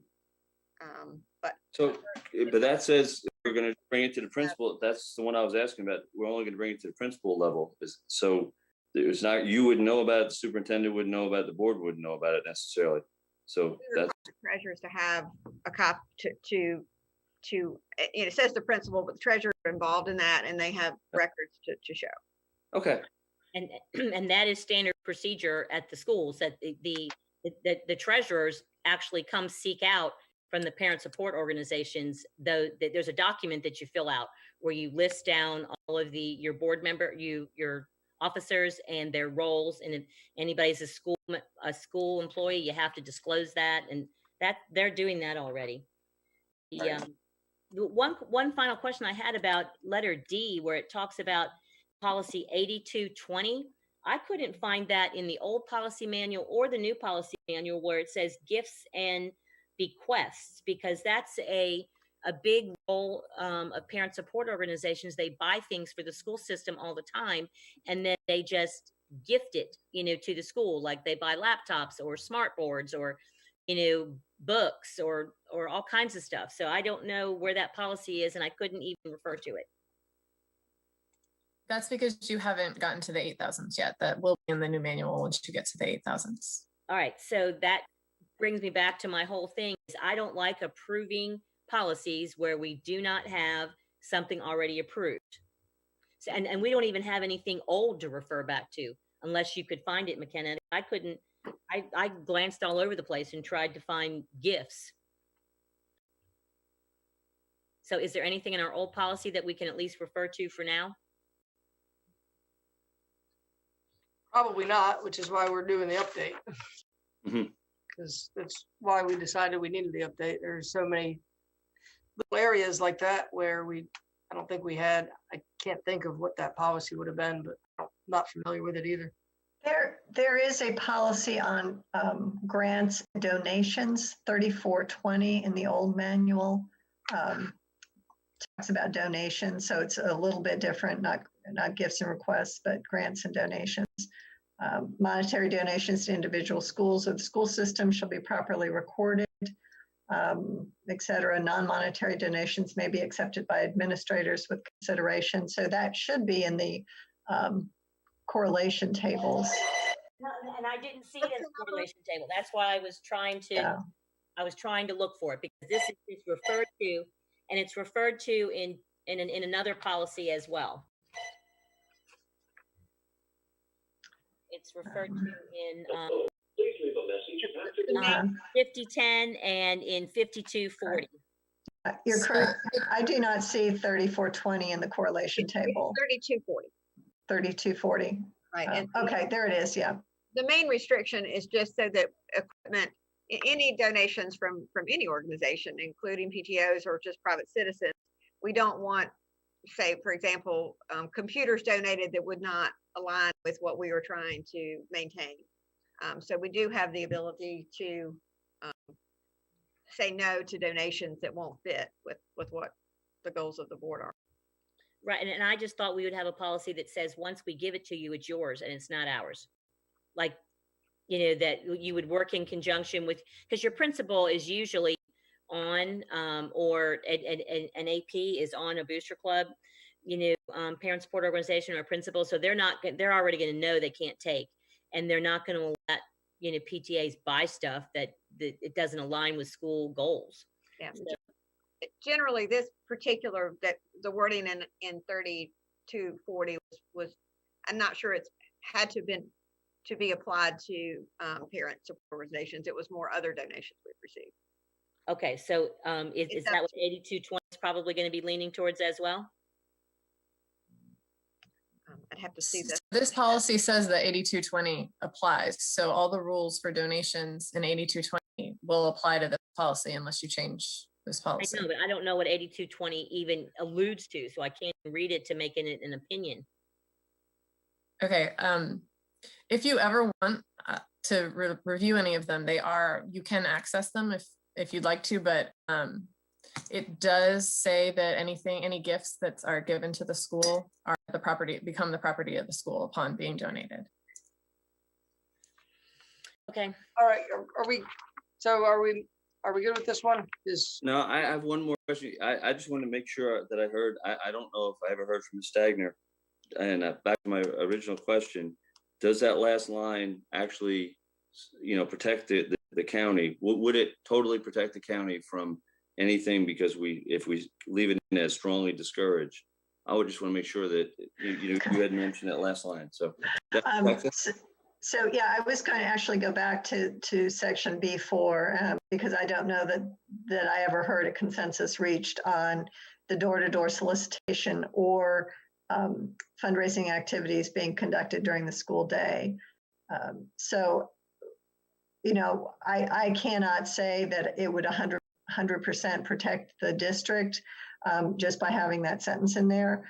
I do think that it's a good statement to have, but certainly I believe that you could prohibit door-to-door solicitations if that's, you know, what you wanted to do. It already says that parent organizations must obtain prior approval from the principal. Principal could disapprove anything required or allowed door-to-door solicitations. and I'll keep our kids safe. You know, that's why I've always heard that policy is in place, because, you know, like I say, worst case scenario, hey, I want to win. I want to get the big prize. I'm going to go out and go door to door, you know, and obviously, you know, things can happen. And I'd rather us say, nope, you can't do it. If somebody does it, you know, that's, you know, then it becomes totally on them. If we say, don't do it, you know, without a doubt, it becomes. And I don't think it would prohibit, for example, parents, you know, helping. It's just, it would be focused on students, you know, students going door to door. Right. Yep. I agree with you. So I would propose that change. Door to door solicitation by students is prohibited, as Ms. Stagner just said. I'm comfortable with it as written, but I'll defer to Ms. Craybill. No, let's just go ahead and take it out because Okay. it's nebulous and we get ourselves in trouble. Let's take it out. Let's move policy. Let's take that out, please, and move policy 50N. Was there a consensus on the sales during the school day? Because Ms. Craybill, I think as it's written, it would prohibit any sales as she described that are currently occurring. We can either put during lunch or just take that out. I don't think you'd see a crazy Maybe spike. we can say may not be conducted or unless approved by the principal, or just like we can say that because the principal may not want it on certain days. It may only be Monday and Wednesday and they may have certain rules, but I don't think we should prohibit it because that's where a lot of parent support organization work happens at schools. So how about may not be conducted during the instructional day without express permission from the principal. Yeah, I'm good with that. Well, again, certainly you could do that. It already does say that you must obtain prior approval from the principal. So, the principal is already giving approval to anything that is that's proposed. So just take But if we write it down that says you can't, then they're not ever going to approve it. So you want to just take that out then? Scribble. No, I mean, I don't want to take out that I want to take out the may not be conducted during this instructional day, Right. That's what I'm asking. You want to take that line out? unless approved by the principal. Well, she said we don't need to add unless approved by the principal. We can just take out the line fundraising activities may not be conducted during instructional day. If you take it out, you may want to change the first line to fundraising activities and events, because event seems different than. Yeah, I mean, I don't think kids should be able to like sell T-shirts in the classroom. But it's just a policy. I don't think because we take out that line, you're going to have an influx of students running into the classroom, throwing T-shirts around and selling things. You will have parents and a principal's office saying the board policy says we can do it. And I'm telling you, you haven't been involved with some of the me's and the crazy parents that just want to, raise more money or do the coolest thing or win the award. Let's just add. That's the way it happens. Okay, then just add the principal line. Fundraising activities may not be conducted during the instructional day on school grounds without prior permission from the principal.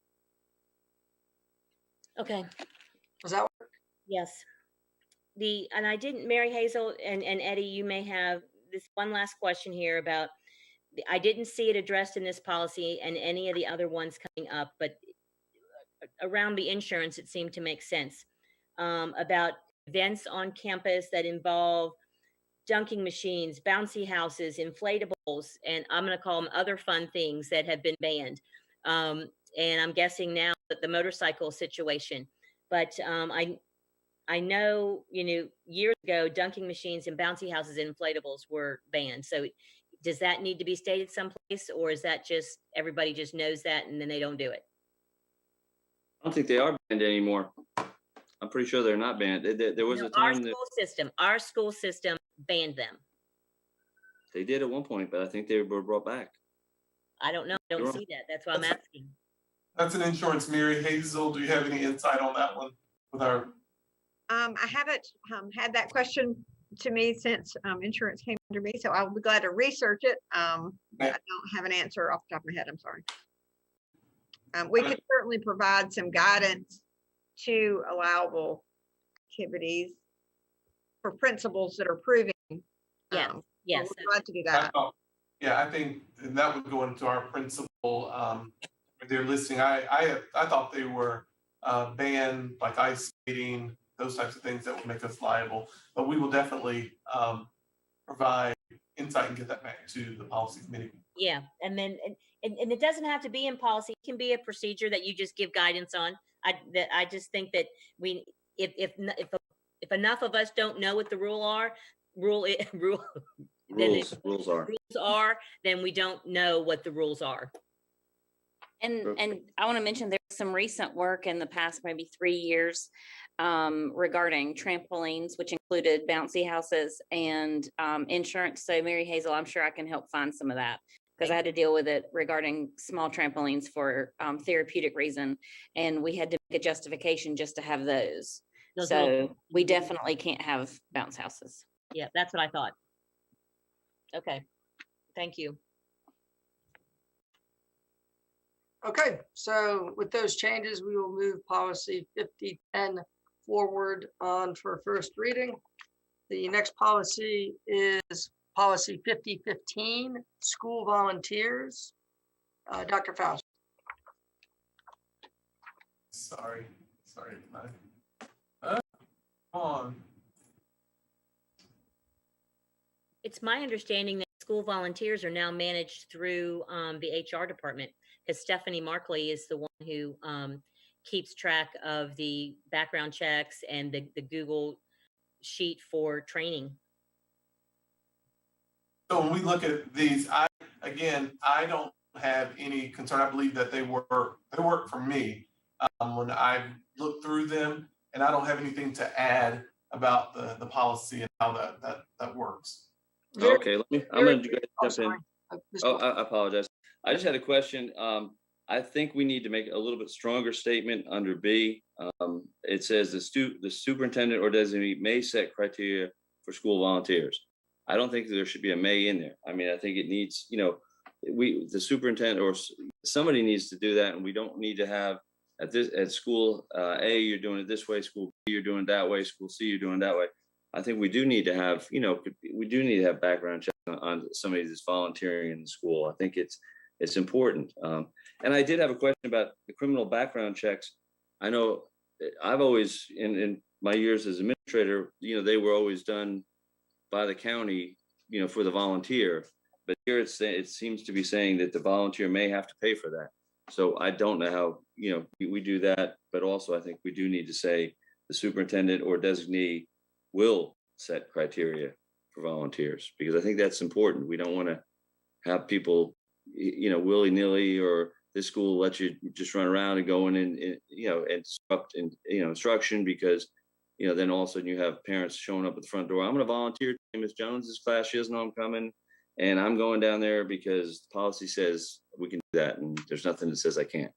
Well, Pete, in our school system right now, there are 2 layers of volunteering. One, and it depends on the level of supervision that you're given as a volunteer. One of those levels you don't need a background check because you're in the classroom. One of those levels you do need a background check. But one of my, and that's what Stephanie Markley keeps track of. But one of my things with the PTA has always been, since we started making people pay for their own, the equity involved. What about if a parent can't afford to pay the $20 background check? And that really bothers me, that that a parent will be told that they can't. So there are some, and those are the ones with PTAs that don't have discretionary funds or to help people do that. So I know in the all hands on deck committee that has now sort of been put to the side, we were talking about that at length, that making people pay to volunteer for that. And then couldn't we get some sort of other sort of payment of that? So that's, and then I'm also concerned that and we don't say it. Sorry, Ms. Crable, I just wanted to make sure we get that one straight and then move on to the next one. I'm sorry. Yes, go ahead. So, is there a way, what type of change would you propose for may be required to pay? I don't know what would you propose? Well, the PTA council had at one point talked about having a discretionary fund that other schools could apply, to ask for mini grants to help their parents pay for this. The all hands on deck committee had talked about this would be one of the things that a foundation, could help pay for. But these are all things that are, the foundation is way down the road. But I just feel like we should be paying for that, for parents to do that. Okay, we might have to, Yeah, I'm not sure where that money would come from or. if Well, that we've got $35 million right now that I'm sure it's all been allocated, and I'm not, and Mary Hazel and Dr. Faust have done a great job on telling us where all this money is going. But, for the small amount of money that it probably would cost us to pay $20 for some volunteers to volunteer our schools, it's been a moot point for the past year and a half because we can't have volunteers. But when we're allowing people back in the schools and volunteering is going to continue, this is going to ramp right back up. Dr. Agree. Faust, I Mary think Hazel, it can would- we afford to pay for background checks for our volunteers? Mary Hazel, sometimes it gets really specific. I think you are muted, Mary Hazel. Couldn't hear you. Oh, sorry. I'm I started talking then didn't finish, but we would definitely need to research the numbers that go through this process and come back with the cost, and certainly could propose it if that's something that the board wishes to fund for all level 2 volunteers. Well, why don't we pass this policy now? Because that could take some time and then come back and change it. Because I'd be interested in knowing, how much that would cost. That would be something that I could support. We could look into it for sure. Ms. Grable, would that be okay? Could we pass this and just come back and amend it? Ms. Grable, you're muted. Sorry, my dog was barking. I really think if we're talking about equity and inclusion, then we have to take into account that is one primary thing that we're missing. Yeah, I don't disagree. Do we want to hold off on this policy? I mean, I don't know how long that would take. It does say they may be required to pay, doesn't it? And so if we end up paying for it, would the policy have to change? Maybe I'm reading it wrong. No, That's right. it does say may be required, and I took that to mean that if you are a tier 1, you don't have to pay. So, and if you're a tier 2, then you do have to pay. That's how I read that. So maybe I don't think the tier 1 are subject to, but that's what I'm saying. Yeah, the tier 1 don't have to do this. So I would read that Ms. Crable is saying that if a background check is required, the volunteer may be required to pay for that, but not absolutely is required to pay. All right, so how does the person go get a background check if they don't have? I mean, how are they going to get one if they have to pay for if they can't pay for it? So I'm not sure what your process is. In other districts that I'm aware of, the district just does the background check with the same process that they do for applicants and employees. So I don't know what your process is internally. You could, one option would be to have a waiver process to allow parents to request a waiver of the cost if they want to volunteer. There are other ways to do it, but I'm not sure how you would fit the procedure into what you're currently doing. Well, it's my understanding that right now there is, we have on our website, and you click on it on the communications department, and it's a volunteer training. So you have to go through training, and then you sign up, and then you have to, if you want to do tier 2, then you click here, you pay your money, and your background is submitted. That is my understanding of how it works. And so maybe I am wrong. Well, we can, I Stephanie think Markley, passing it with this language wouldn't prohibit our staff from looking into that and coming back to us. Yeah, I think that it would just require the process to change to have some sort of way that someone could ask for a waiver and have the school system do the background check. okay. So all right, I'll go with that. I just don't want anybody to be disadvantaged and not be able and have to pay to come to their school to volunteer, and they can't afford it. I agree. I agree. I just want to go back and just see. So are we leaving it? Are you, Mr.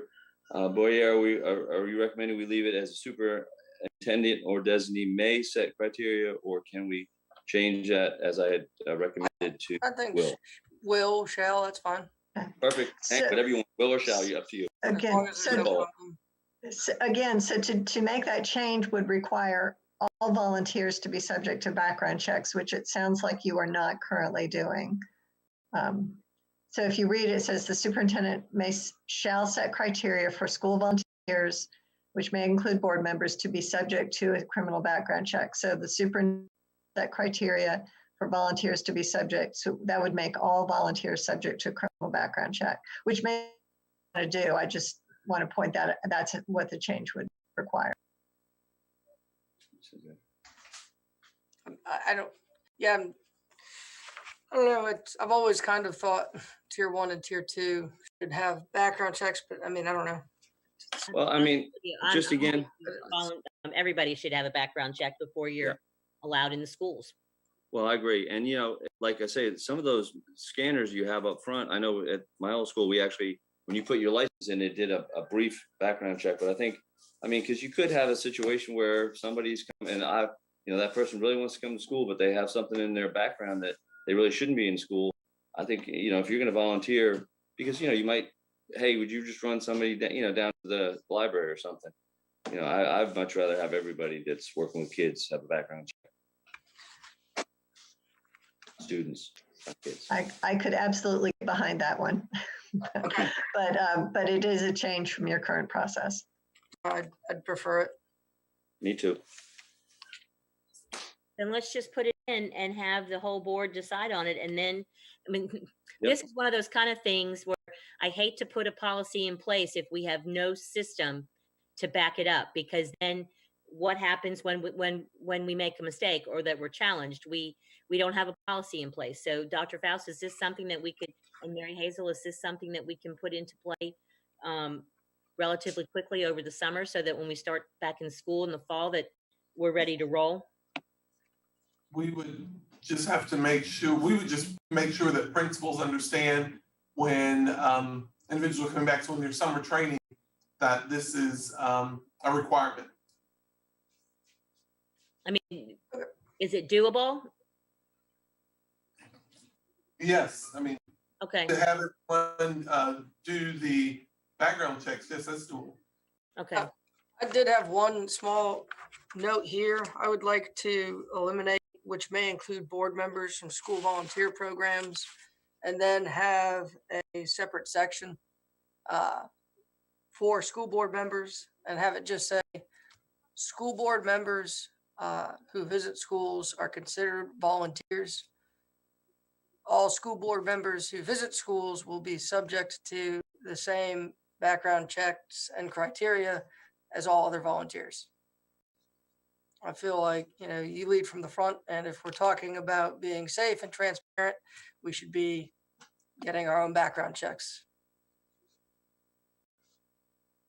And you're talking about like when you go into a classroom to read or to tutor through the PASS program or Absolutely.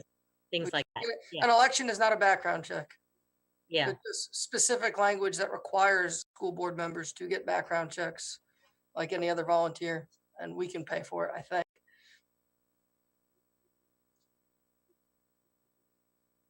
Would that be agreeable? I'm okay with that. That make just I'm fine. having that be a line by itself. Yeah, just some sort of line there that says school board members, are volunteers, and subject to the same criteria, including background checks. Absolutely. Moving forward then. There's Nelson in number 3, there's the policy 7340, employee dress code and appearance. Are we getting to that one sometime soon? We just passed our new dress code. I'm sure when we get to 7340, it will mirror closely what we had just passed. But didn't we just pass student dress code and not employee dress Oh code? yeah, that's right. Yeah, we'll get to that. That'll be fun. We did do some updates to the dress code. Remember the Wednesdays and the Fridays. Yes. Thank you, Dr. Faust. We did. And there's your music. Okay. It's getting late. The And one last Mr. thing on, go ahead. In section A, now the second statement, this policy does not apply to incidental adult visitors. Incidental adult visitor is an adult who visits the school upon invitation of an employee. We do oftentimes have an invitation from a parent support organization because of a program that they're running in conjunction with the school. Do we need to say an invitation of a parent support organization or an employee, or are we just going to always have a parent support organization have to go through an employee to cement that? Because there are a lot of times that parent support organizations bring in speakers. Yeah, I mean, I'm comfortable with the policy. Is it, they can invite speaker. I'm sure that somebody has to approve that, and I think that would qualify the invitation. All right. I just had a question, maybe, I don't know if anyone from HR is on the call, about under section A, the last sentence of the first paragraph, school volunteers include athletic coaches who do not receive compensation or remuneration for their services. And do your coaches receive a stipend? Your volunteer coaches receive a stipend? They do, and they're all approved through human resources. So I'm not sure that. But teams do, Mary Hazel and Deborah, the teams do have paid coaches, and so they're not volunteers. They're Right. paid like a stipend. And then they do have volunteer coaches. Sometimes they're parents, sometimes they're just another community member, and they are not paid. So they don't get even volunteers. So I know sometimes there's a question that arises if an employee wants to coach as well, and are they truly a volunteer if they get a stipend? And that always raises an issue. So I was just wondering if there are, so this would include athletic coaches who do not get any kind of a stipend only. Is that correct? That's the way I read it, because we do have coaches that are not paid. We probably have volunteers helping, but there's a certain number, and I'm really out of my lane here. I need Mr. O'Brien, but there's a certain number of coaches that they're allowed to have that are paid. They could be employees or not, but they go through HR to be approved with background checks as employees. Sorry, my phone. Okay. Thank you. I'm not aware. Oh, I can't get this to stop. I'm not aware of the other volunteers in that capacity and how they're handled, so I can't answer that. They go through a process as well and receive a background check.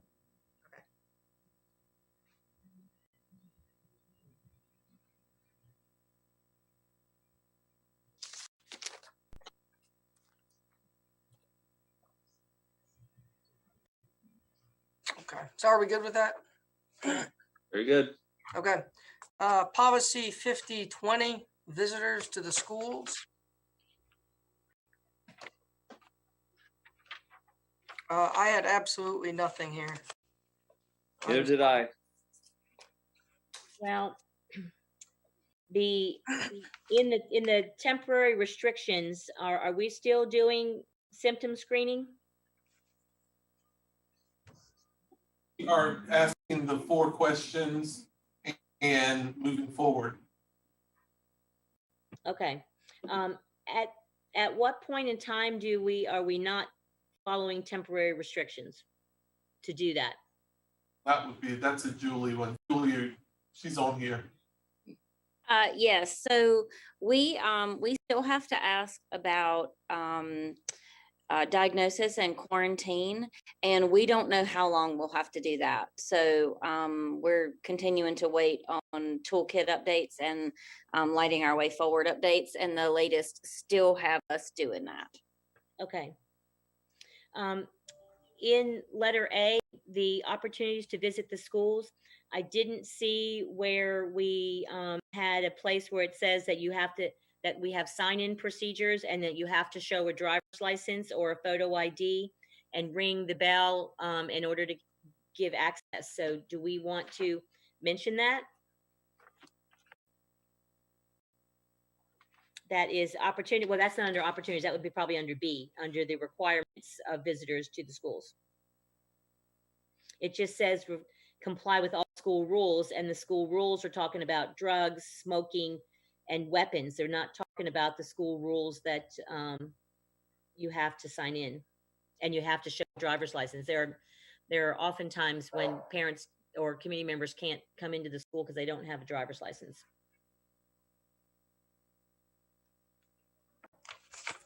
number 1 talks about reporting to the office.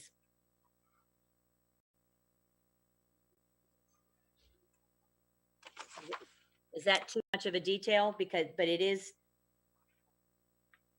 So I don't want to step outside my lane, but I do want to offer, regarding checking in at the office, there's really no option. They have to go to the front. They can't get in otherwise, generally, and they have to use the AI phone.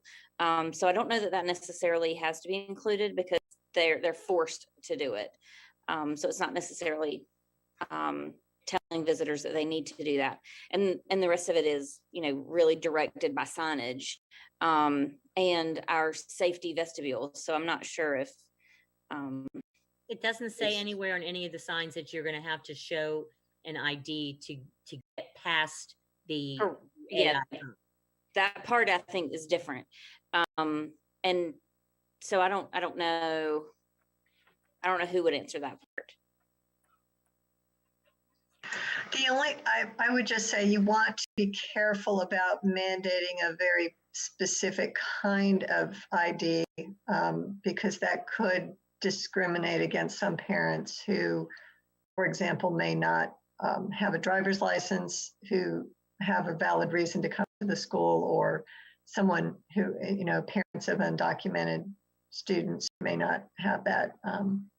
So I do think you want to be mindful of those kinds of situations, but certainly adding that all school visitors must sign in, request permission and sign in at the school and follow check-in procedures. You could do something like that. And we do our visitor management systems that we have. Yes, the driver's license work, but there are a number of other IDs that work as well, and our schools are aware of that. Also, the front person, the whole point of that is making sure that the person is who they say they are. So if they're able to show anything else that kind of shows that, they are who they say they are, then whether it be, past experience coming in over time and they know them, they verify, there are other things that they can use to sign in at that computer and get their visitor badge. Okay, I have been at a school where people turned away because they have not been able to present an ID. And so I don't know if maybe we just need to do a better job of communicating that in the handbook at the beginning of the school year, or that we change some of our signage because, and it's happened to me too, and people know who I am. I'm sorry, Ms. Crable, so I just walked back out to my car because I know that's the rule, but I have seen some people get really irate about, why didn't I know this? I'm just here to have a meeting. Why do I have to show this? And we haven't told them. So I'm just back to the communication piece, that if we don't call it out specifically, then I think we need to have some signage or something somewhere, on our website. Be prepared to show an ID to say who just to Dawn's point, to say you are who you are, because it really is almost kind of embarrassing to have a parent yelling at a receptionist who's just trying her best to do her job. Okay, we will get that information. I know this past year has been crazy, but we will definitely make sure that is reiterated out and they remind their parents on multiple times throughout the year that they need to do that. Yeah. I mean, again, we've had no volunteers, so really haven't had a chance of late, to do that. The only other thing I saw in D, in our old policy 1602, where we talked about that visitors need to treat employees with courtesy and respect, no swearing, vulgar language, that kind of stuff. I think we were pretty, polite, in the D, and not bringing those words over. I mean, all we talk about is dangerous, and I guess maybe that we're calling that disruptive behavior. So, I mean, yeah, I have no problem with the wording. I think, again, Some people don't think swearing is bad. Some people don't. I mean, seriously. I understand that, but I'm a Yankee, believe me. But yeah, I think this policy is dictating what we want to see, and everything else needs to happen at the school level. Okay. So I would, I had a concern about one word, and I do agree. I think you had some good language about courteous behavior in the former policy that I'm not sure how that, why that didn't make it in, but that might be something you want to think about adding back in. It's the very last line of the policy. It says, if the individual is guilty of disruptive or dangerous behavior on school grounds. And I'm concerned about using the word guilty because that there has been some sort of due process where there's a determination that they have engaged in it, which certainly you can have that due process. I would just like to see something, maybe if the student engages, or I'm sorry, the individual engages in disruptive or dangerous behavior. Ms. Stagner, what if we said something to the effect of, if the individual is deemed to have engaged in disruptive, dangerous, or discourteous behavior on school grounds? Because I do think that there can be an appeal if someone is trespassed, but that if they have engaged in, disruptive or dangerous behavior, the superintendent or the principal should have the authority to trespass them. So I would just say if the individual engages in disruptive or dangerous behavior on school ground, they would have the right to an appeal, but that gives the superintendent a little bit more leeway to address concerning behavior on school property. I don't know if Dr. Faust has any feelings one way or the other about that. I absolutely agree. I agree with you. Can we throw some of 1602 back in there and really call out that we expect our visitors to treat our employees with courtesy and respect? I mean, we're already kind of in a situation about that right now where we have a community member not treating members of our staff with courtesy and respect. And that happens probably more than any of us care to think about. But if you're a school volunteer, you see it all the time. Yeah, I support that language change. Absolutely. Let's bring that back in. Would you like me to work with McKenna to get that melded back into this policy? Yes, please. And then can we just bring it forward with the new words, pass the policy with new words in, or do we have to hold it? Well, if the consensus of the committee is to merge in the language from 1602 back into this policy, I think that it could go forward for first reading without coming back to the policy committee. Okay. Yes, that would be I would agree with that. I would support that. I agree. Okay. Anything else on visitors to the schools policy 5020? Moving on down. Okay.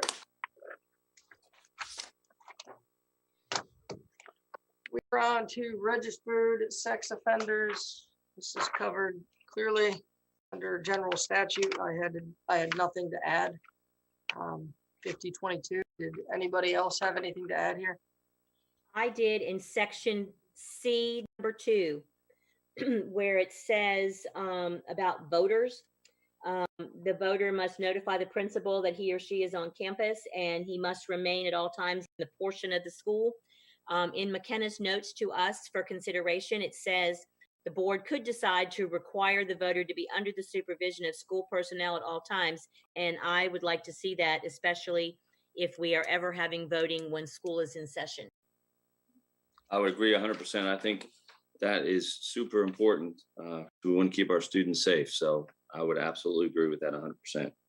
Could we say if voting is taking place while school is in session, the registered sex offender must be under the constant supervision of a school employee or something to that effect? Doesn't really seem necessary if there's no children in the building. Well, I wouldn't even want a sex offender having access to wander my building to even know what's in my building. To know where the cafeteria is, to know how to get to the playground, to all that kind of stuff. So Do we have school personnel on campus though, when we're closed on election day? You'd have the principal anyway, Yeah. probably the custodian, Office staff. all the Right. staff. Yeah, let's put it in. Elections typically take place on a teacher workday. right. I'm just But, concerned that the slimy guy over. Our agreement with the Board of Elections does limit the access to a particular area, with restrooms that are identified. So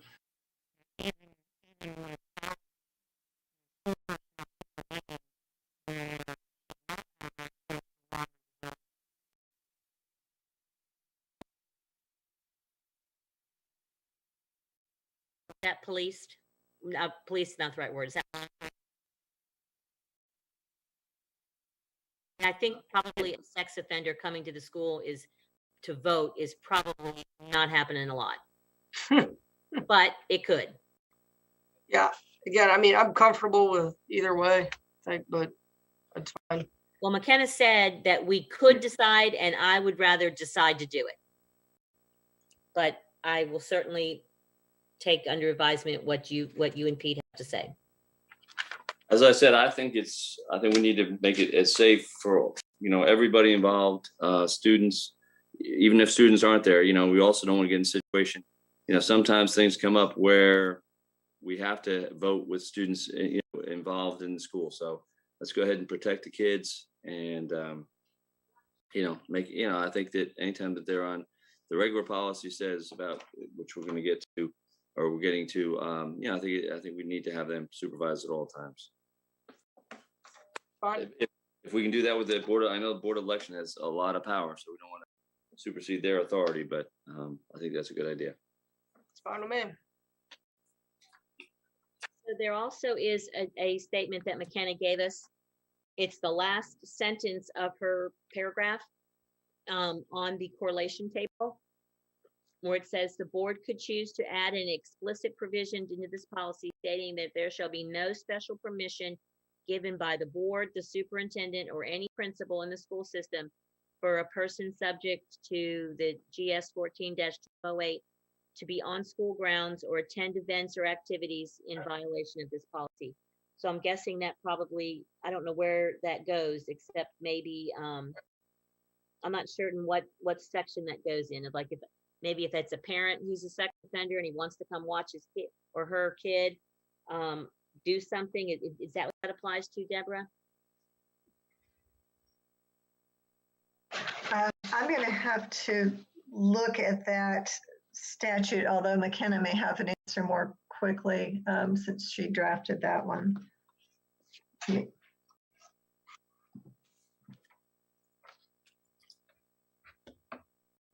And again, Yeah, for I have to that, look at that again in a while. it's the last sentence in your notes for consideration, Mm-hmm. but I couldn't tell where you thought it should go. In application of this, I see that as possibly special permission to come and watch a game at the school where it's not so the person who's a sex offender, it's not their child. Maybe it's a friend or another family member, and it goes beyond that part about them being involved in their own child's education. So that would be kind of special permission. Oh, well, this is somebody that is in your family. So yeah, I'll give you special permission to come watch this. That's kind of what I see that in application. But McKenna, can you tell us more? Hold on.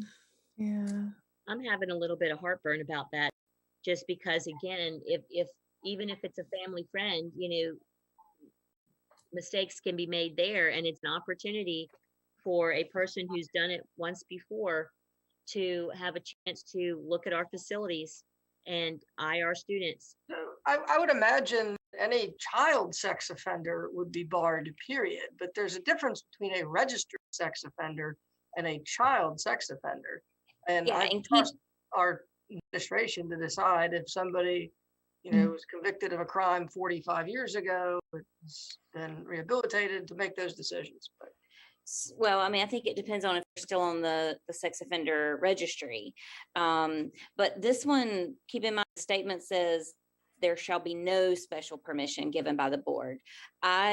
I'm more comfortable with that statement being added. I know that's the board's discretion, but I'm more comfortable is if there's a statement that says there will be no special permission. So you're on campus because you are there for a meeting or to participate in your child's education, or you have been contacted to help transport your child. So really it's a discussion or participation in academic or social progress, or at the request for some need relating to the welfare or transportation. So I think there should be no special permission beyond those two. So those two are already covered. They don't require special permission. Right. Okay. Yeah, well, let's add it then. Just my opinion. A good one. So where would we add it? I think at the bottom of A would probably be a good place for it. Mhm.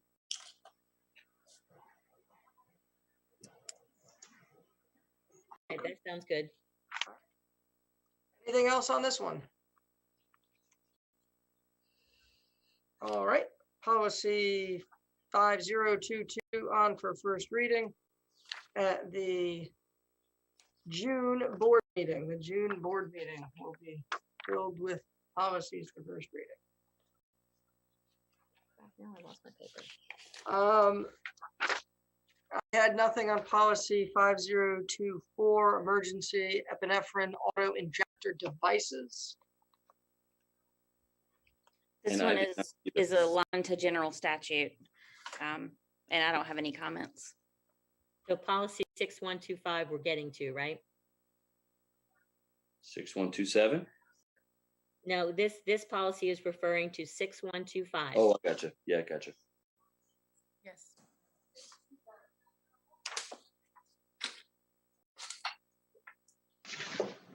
Anything there? No, I just always feel it necessary to say that I don't like approving policies that we don't have that, and when we reference policies we don't have approved yet, because you never can tell which one is going to be the stickler, and it takes us 5 months to pass. But I'm good with it. Okay. Policy 5024 on for first reading. Policy 5025, prohibition of drugs and alcohol. Didn't really, pretty self-explanatory, I believe. Why do we feel the need to call out beer, malt liquor, and wine and not liquor, spirits? I mean, why do we call out, why can't we just say alcoholic beverages? I'm just curious. Just thoroughness, I guess. This is Well, then you've left out spirits. You've left out the good stuff.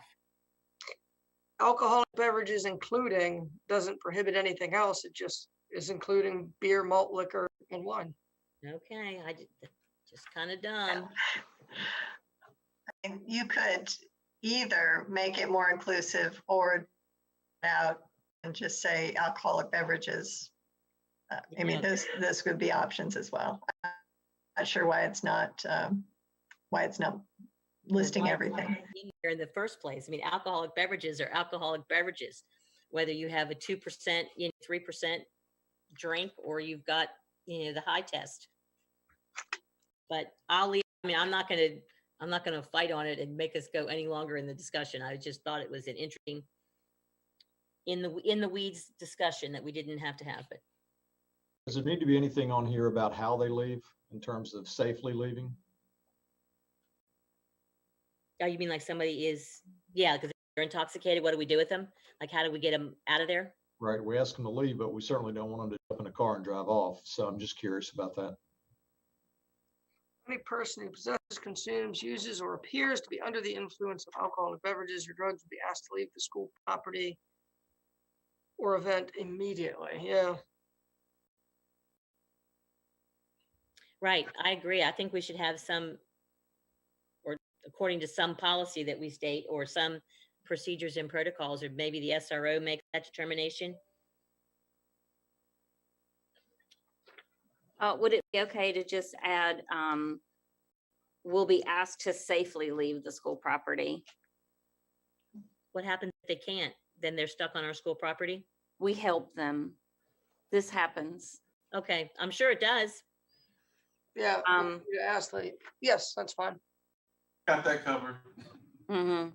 We practice it sometimes. Yeah. Yeah, let's add safely. Okay, yeah, that'd be good. Good call, Mr. O'Brien. Yes, good catch. Mr. Wildebohr, Sir, anything here? nope, I had nothing on that one. Anybody else? Thank you, Mr. O'Brien. Good catch. 5025 on for first reading. Moving on, policy 5026, smoking and tobacco products. Again, I had nothing. I had nothing. Nothing. Surprise, nothing. Okay. Policy 5026, smoking and tobacco products on for first reading. Weapons and explosives, the prohibition of policy 5027. Again, self-explanatory. Barnum, I'm assuming this lines up with general statute. Yes, and I didn't have any comments on this one. Okay. And I did. Oh, go ahead. I just had I mean, I don't have any comments other than when I was reading through it and all the detail we have about getting in your car, locking the car, putting the gun from your purse into the glove compartment. I mean, I guess that it's all based on things that have happened. That's all based on the statute, the language from the statute. Okay. So, and if a kid brought a razor blade to school and said, "Hey, I just want to shave up before my going to my band concert afterwards," we're allowed to do that? Because you made the comment solely for personal shaving that you did. Yeah. Again, yeah, that language is from the statute. I don't know in the schools of whether there's whether students are supposed to check in, with a razor. Yeah. Or if you're going to shave your legs before your soccer game so no one sees. I had a question. Yeah. Generally we encourage those hygiene things to happen elsewhere, but it's all about investigation and the culpability. Okay. So, what's the intent with the presence of this shave gel and razor? Yeah. And I had a quick question. We'll get off of that topic real quick. Under school property, I know that the bus stop is considered part of, as the students gather before, but I'm wondering if we want to actually put that in here, because a lot of times parents are, I've had those situations before where an incident happens at the bus stop and, that's not school grounds, well, it actually is by state, statutes and stuff. But I wonder if we want to clearly put that in here so that we, that way their parent can't say, well, it's not, it is, Can I just point out this policy is for visitors and adults, and you already have another policy about weapons for students. Oh, okay. Sorry, my fault. Oh, yeah. Also, our policy for students is, even if a student is off campus, it's still, you're not like take a picture with a gun or something. We have zero tolerance when it comes to that. So it's covered. Gotcha. Weapons and explosives, going once, going twice, going on for first reading at the June board meeting. Automated external defibrillators, 5028. This has obviously come up recently, but again, I think this is general statute language, so I'm good here. When it says on number 3, number 2, the last sentence is appropriate records of training will be maintained. Who maintains those? The school or the safety director, or both? Those would be maintained by an incident report, and so they're kept at the school and by the safety director. Okay.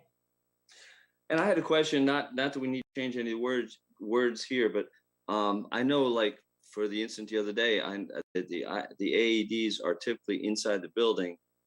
that, that we may or may not have access to in a situation like that. So I'm wondering if there's any thought given, if there has been any thought given to actually mounting some out by athletic fields where, and I guess the question is then, how are you going to stop somebody else from breaking in and getting into them, that kind of thing. But I'm just trying to think of, in a pressure situation like that, how we can get to them more readily. Mr. And I don't really- Mr. Locklear told me that it was nearby and that somebody ran to get it while somebody was doing chest compressions, because I asked him those same questions Okay. early on, and he described what the scene looked like, and they had already started their chest compressions and somebody was running to get it. Okay. All right. Well, Yeah, I understood that they were close by for athletic events, but that might be a Mr. O'Brien question. Well, middle schools are not always, and Trask is one of those schools that it was inside, and because I know Coach Lynch was the athletic director at Laney and Trask, and we talked about that a bunch, that they aren't always as accessible as you think that they might be.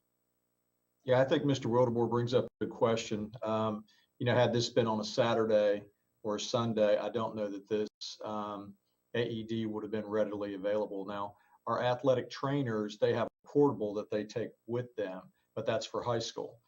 So for a middle school event or something at a middle school venue, you would have to have access to the building to be able to access the AED. Or they need a mobile one that they can take with them, to outdoor events. I think that's something we need to look at, but I don't think we can really address it in policy at this time. But I think as a administration, I think our administration needs to look at that at some point. absolutely. I agree. And as I said, I don't think it's anything we can change in the policy necessarily. No. It's more of a, So let's move it forward for now, and I'm sure Okay. Dr. Rose and Mr. O'Brien will get together and have a chat on it at some point. So Julie, who is the AED program coordinator? Is that, again, Mr. Locklear, or is it Matt Treese, who's the lead trainer for the school system, or is it a school nurse lead person? So it's kind of a collective, but it would be Glenn Locklear as director of safety, because it would be beyond athletics or just school nursing. Yeah, okay.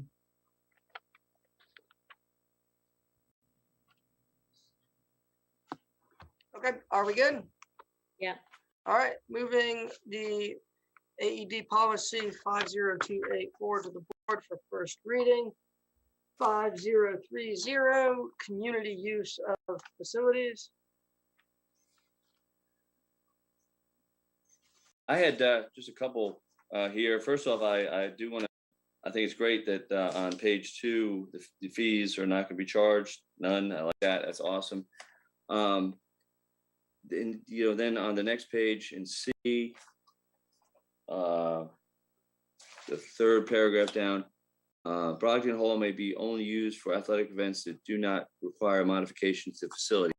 I know that they use that sometimes for indoor soccer. I've actually coached there a time or two, and I just want to make sure that would not preclude them putting up something that's temporary, as long as it's not permanent. Is that correct?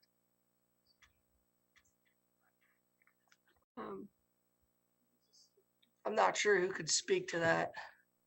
Maybe Mr. O'Brien? Yeah, Mr. Wildeboer, I don't think we've had indoor soccer in our gyms other than just our PE classes. We've not hosted any tournaments or anything like that in quite some time. Oh, okay. All right. Well, maybe it's a moot point then. Thank you, sir. So I had a question for general principles. Should we be listing the, no, I don't think it's a general principle. It was listed under the people nonprofits that can use our facilities.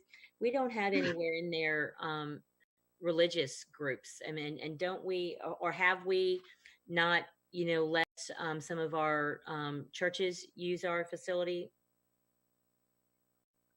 So if you are opening up your facilities to use like this to a nonprofit group, I would assume, and I believe that a church, it would be a nonprofit group and it would be eligible under the same rules as any other nonprofit organization.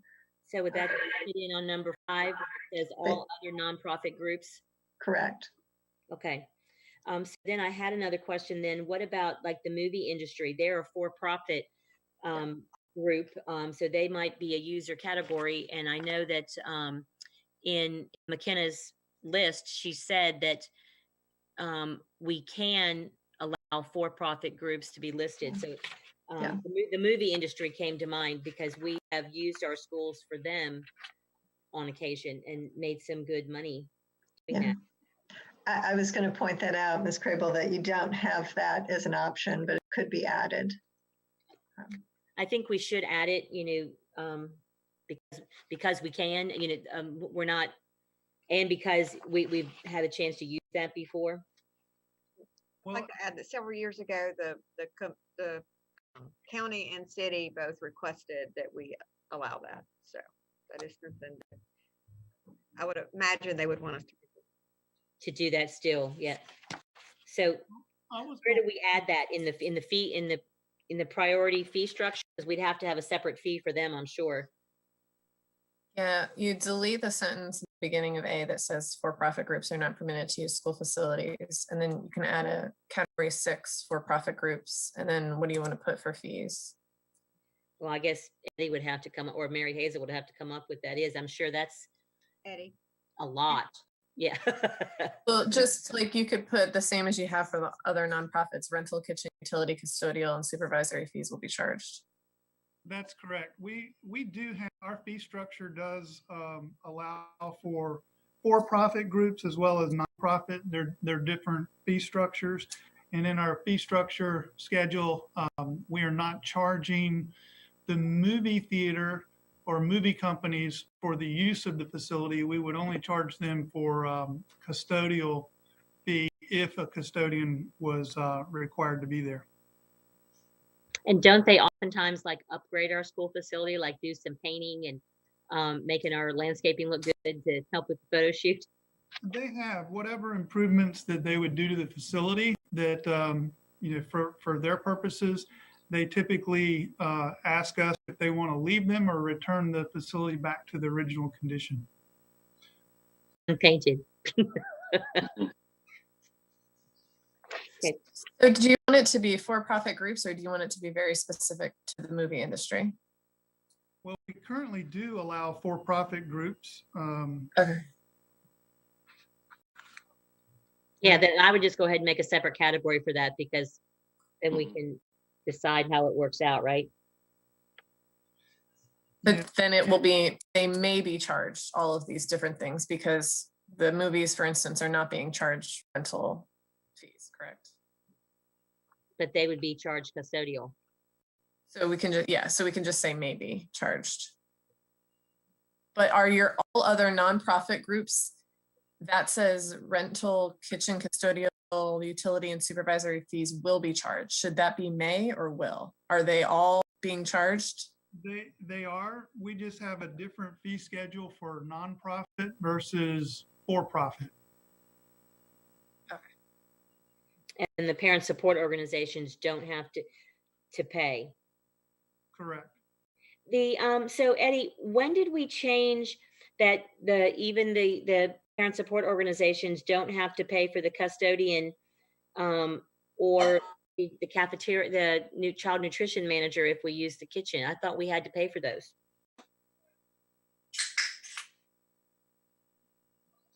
Yeah, you do. Yeah, if we have to have staff at the event, custodian or cafeteria manager, we do charge for staff. We just don't charge the for the space. Fees for the space. So that should be changed back to fees for use of the kitchen will be charged to cover costs. Custodial and other supervisory services may be charged. Is that right? I mean, I want it to be free for parents, but I think we just need to get that clarified. I think it should be that there are no facility charges. Custodial or other supervisory services may be charged. Okay. But what about the kitchen? That would be a facility charge. So no, you don't charge? We do. We do. Oh, okay. For- Okay. Let me clarify. We're under number 2 for the PTA, this school related. We did not charge a facility fee, but the custodial or supervisory services may be charged. Okay, so I should delete there should not be the sentence about the kitchens. That should be deleted. Correct. Okay. Eddie, I thought we had to pay, like if we were going to use the kitchen for like a potluck dinner, for a PTA night, and we were using the kitchen, then we had to pay for a child nutrition supervisor to be in there. Correct. There's not a facility fee. You're not charged for the space, but we would want to be reimbursed for custodial or kitchen manager that would be required to be present. Right. So I'm saying that under fees, there's no facility fee. Custodial or other supervisory services may be charged. Okay.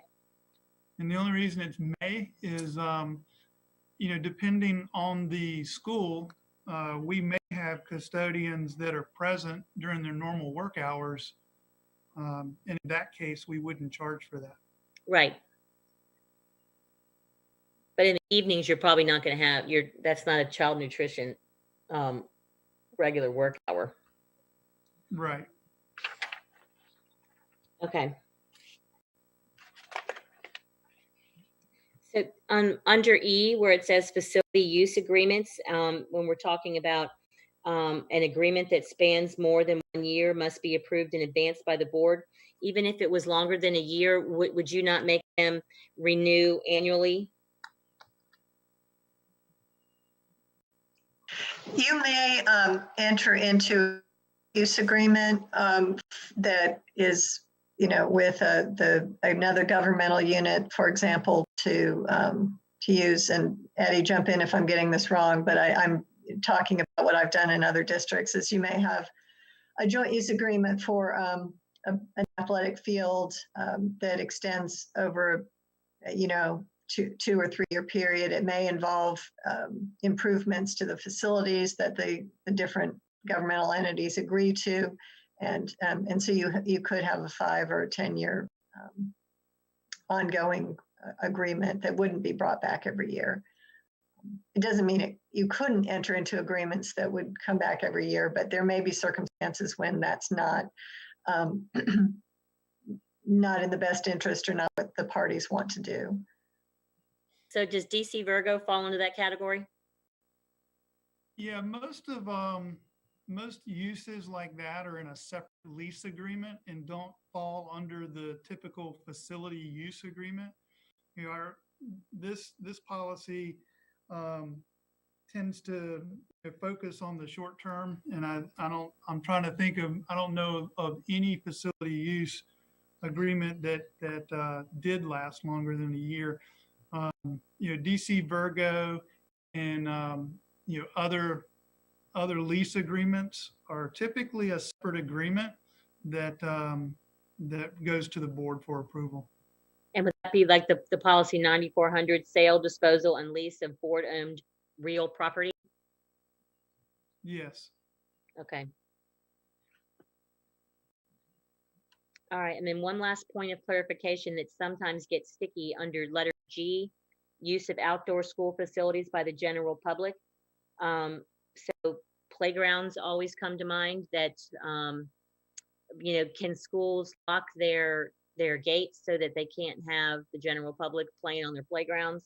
Or at the case of Wrightsville Beach, we can't have, the general public on their peers, on their pier.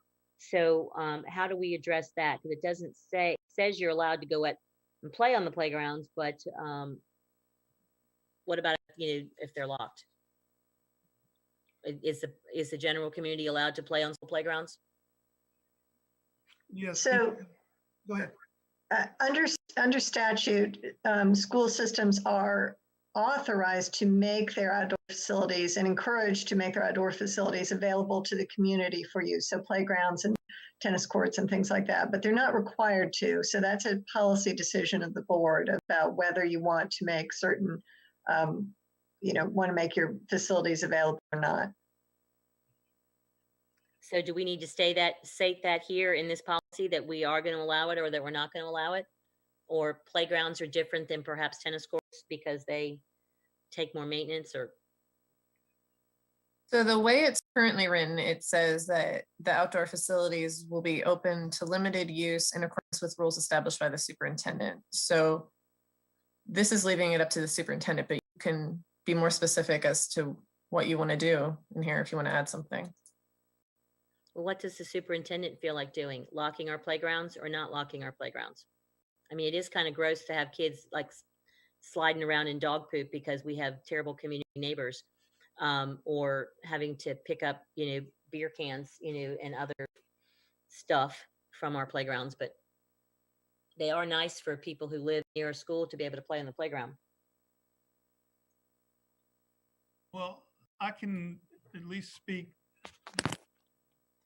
I know that the previous board and boards felt that the playgrounds and fields should be open to general public, and that's really the policy that we've been following.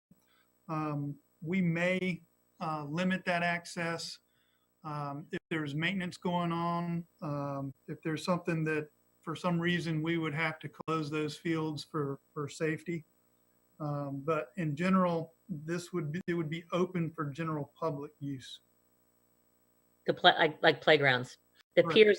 the piers in a different category, right? Correct. Yeah, that I would not open that just because it doesn't, I don't see that as being safe. Okay. And so then if a school chooses to lock their playground, and a person, a kid or a family jumps over the fence, is that trespassing?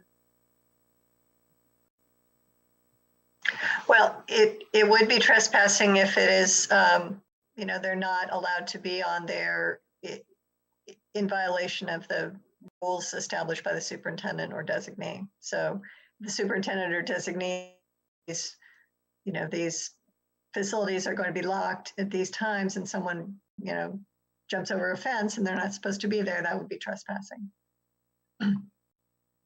Okay. Yeah. I did have one item under section F, second paragraph. It had been, you struck out language about allowing execution of a waiver and requiring alternatively, that says alternatively is stricken. For some of your community neighbors that may want to use the facilities like the universities or other governmental units, they do not carry insurance. And so it just came up in an agreement that we were using, that I worked on with Mr. Anderson with UNCW. They do not carry insurance, they're not authorized to purchase insurance. So we drafted a waiver that will actually be coming to the board in June or in the May, I guess the May interim meeting, to allow them to use a facility without the requirement for insurance. And so I would suggest that language needs to go back to the way it was as an alternative, because you will have some entities that you have reciprocal agreements with that you want to use their facilities, they want to use yours, but they can't purchase insurance. Am I missing something, Eddie? That's correct. We do have that on the board agenda for May 18th. Okay. Also, the one that is appearing on the screen right now does not appear to have Mr. Anderson's revisions, the more recent version where he added the information about the financial rating and also in F. Also, he had made some changes in E. It's just the one that we're looking at. It's not that version. Yes, thank you. I was going to mention that. Yeah, so just add that, and it'll pretty much mirror what you said to the parent support organizations. Right. So my recommendations, I think, we agreed in, section A, general principles, we were going to remove the last sentence of the second paragraph. For-profit groups are not permitted to use school facilities. We'll just strike that. The next one, in E, facility use agreement. So I was changing the first paragraph just to be consistent with the, our application process. They must submit a request using the online application process on the New Hanover County Schools website. And then, Oh, so Eddie, to that point, so we should then change that they have to get this school, they don't get it from their principal, they get it from the website. Is that right? that's correct. When, they go to the website, and, part of that process, once a request is made, then it's, the school principal's automatically notified, and they can approve or disapprove depending on, potential conflict of use or something.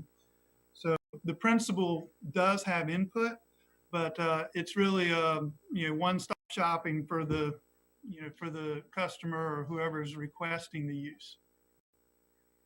So we definitely need to change the wording there, and we probably should change that wording or add that wording into the parent support organization. Or just leave it here. And they are just one of them. Yeah, I'm not sure that, the parent support organizations actually go through the community use process or facility use process, since We do. Okay, so you do online applications? Uh-huh. Then they would follow this same procedure. Yeah, we were told that we had to make sure that we're just following the same rules that everybody else follows as far as getting in following the process. The fee structure is just different. And I think that is to protect the district from losing its immunity for use of the facilities, to make sure everyone follows the same policy. Now, I think that's good to follow the same process too, because, we do track the insurance certificates and so forth. So, we would have those on file. In another policy that we read today, it said that the school system keeps a log, and I can't remember what it was they kept a log of. But do you keep a log that you present to the school board, annually or at some frequency, that shows how often our school facilities are being used? We do. I thought that was in this policy. Yeah, I can't find it now, but I remember reading it somewhere else. Right, I do too. And it was just today that I read it, and I can't remember where I read it.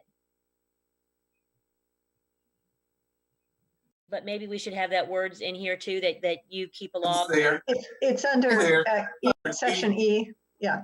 I'm sorry to jump in, but I am aware of the time. It is 11:53. Our staff has a lot of other work that I'm sure they need to get done. So do you want to wait on this and work on it and come back to it, or are we comfortable moving it forward? I'm comfortable moving it forward with just the changes that we made. Mr. Wildemore, are you comfortable moving this forward? I am comfortable moving it forward, yes. Mr. Anderson? Yes, thank you. Okay. And Ms. Stagner, are you okay with those changes? Yes, to make the changes that we talked about. Okay, so policy 5030 on for first reading, community use facilities. And at this time, I will go ahead and we will do policy 3620 separately, but I will entertain a motion to bring policies 5030, 5028. Wait a minute, 5030. Are you going backwards? I'm sorry. Go ahead. Threw me off. 5028, 5027, 5026, 5025, 5024, 5022, 5020, 5015,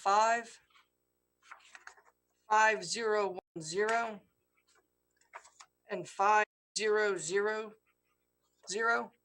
on to the June agenda for first reading. So moved. There's a motion. Is there a second? Yep. Ms. Craybill, how do you vote? Yes. Mr. Wildebohr, how do you vote? Yes. And I vote yes. I would also entertain a motion to move policy 3620 forward, dropping the original or dropping the amended language and adding a statement that indicates middle school athletic participation does not guarantee high school athletic participation. So it'll say a student can participate, just what it said before, a student can participate in middle school athletics on a team with which they identify. Yes. Right? Yes. But Okay. that does not guarantee participation at the high school level. Okay, the I had a question that I forgot to ask because we got so bogged down in the middle school stuff. I have in my notes from several different meetings that Mr. O'Brien and Ms. Stagner were going to come back to us with some language about homeschool kids and how to verify grades and how to verify attendance, and also that CTEC students were allowed to play on sports teams at their home school. So I was just wondering if they had anything to add to that. So I had sent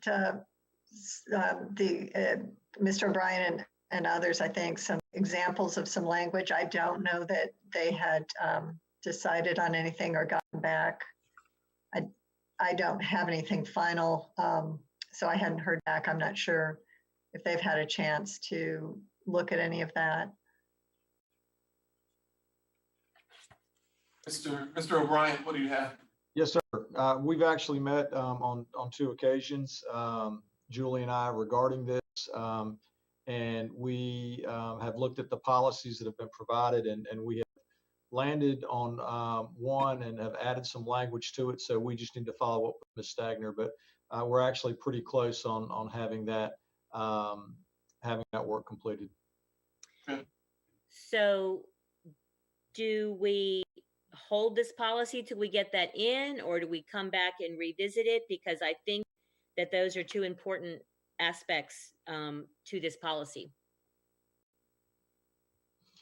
Well, I think we would be creating it, and Stephanie, I think you're referring to the current policy that you're looking at, or, okay, yeah. So I'm looking at the one that we're looking at, that we got sent today. right. So actually, we would be creating a new policy. Okay, that's what I had in my notes too. Yeah. Okay. So this would be new policy. All right, so that we can I can hold those thoughts and you'll address them coming up soon. Yes, ma'am. Okay, all right. I can go with that then. Thanks. So is there a motion then to move 3620 forward for first reading with the amended language? I'll make a movement. Or I'll second. I am moving. And I will second. Ms. Craybill, how do you vote? Yes. Mr. Wildebohr, how do you vote?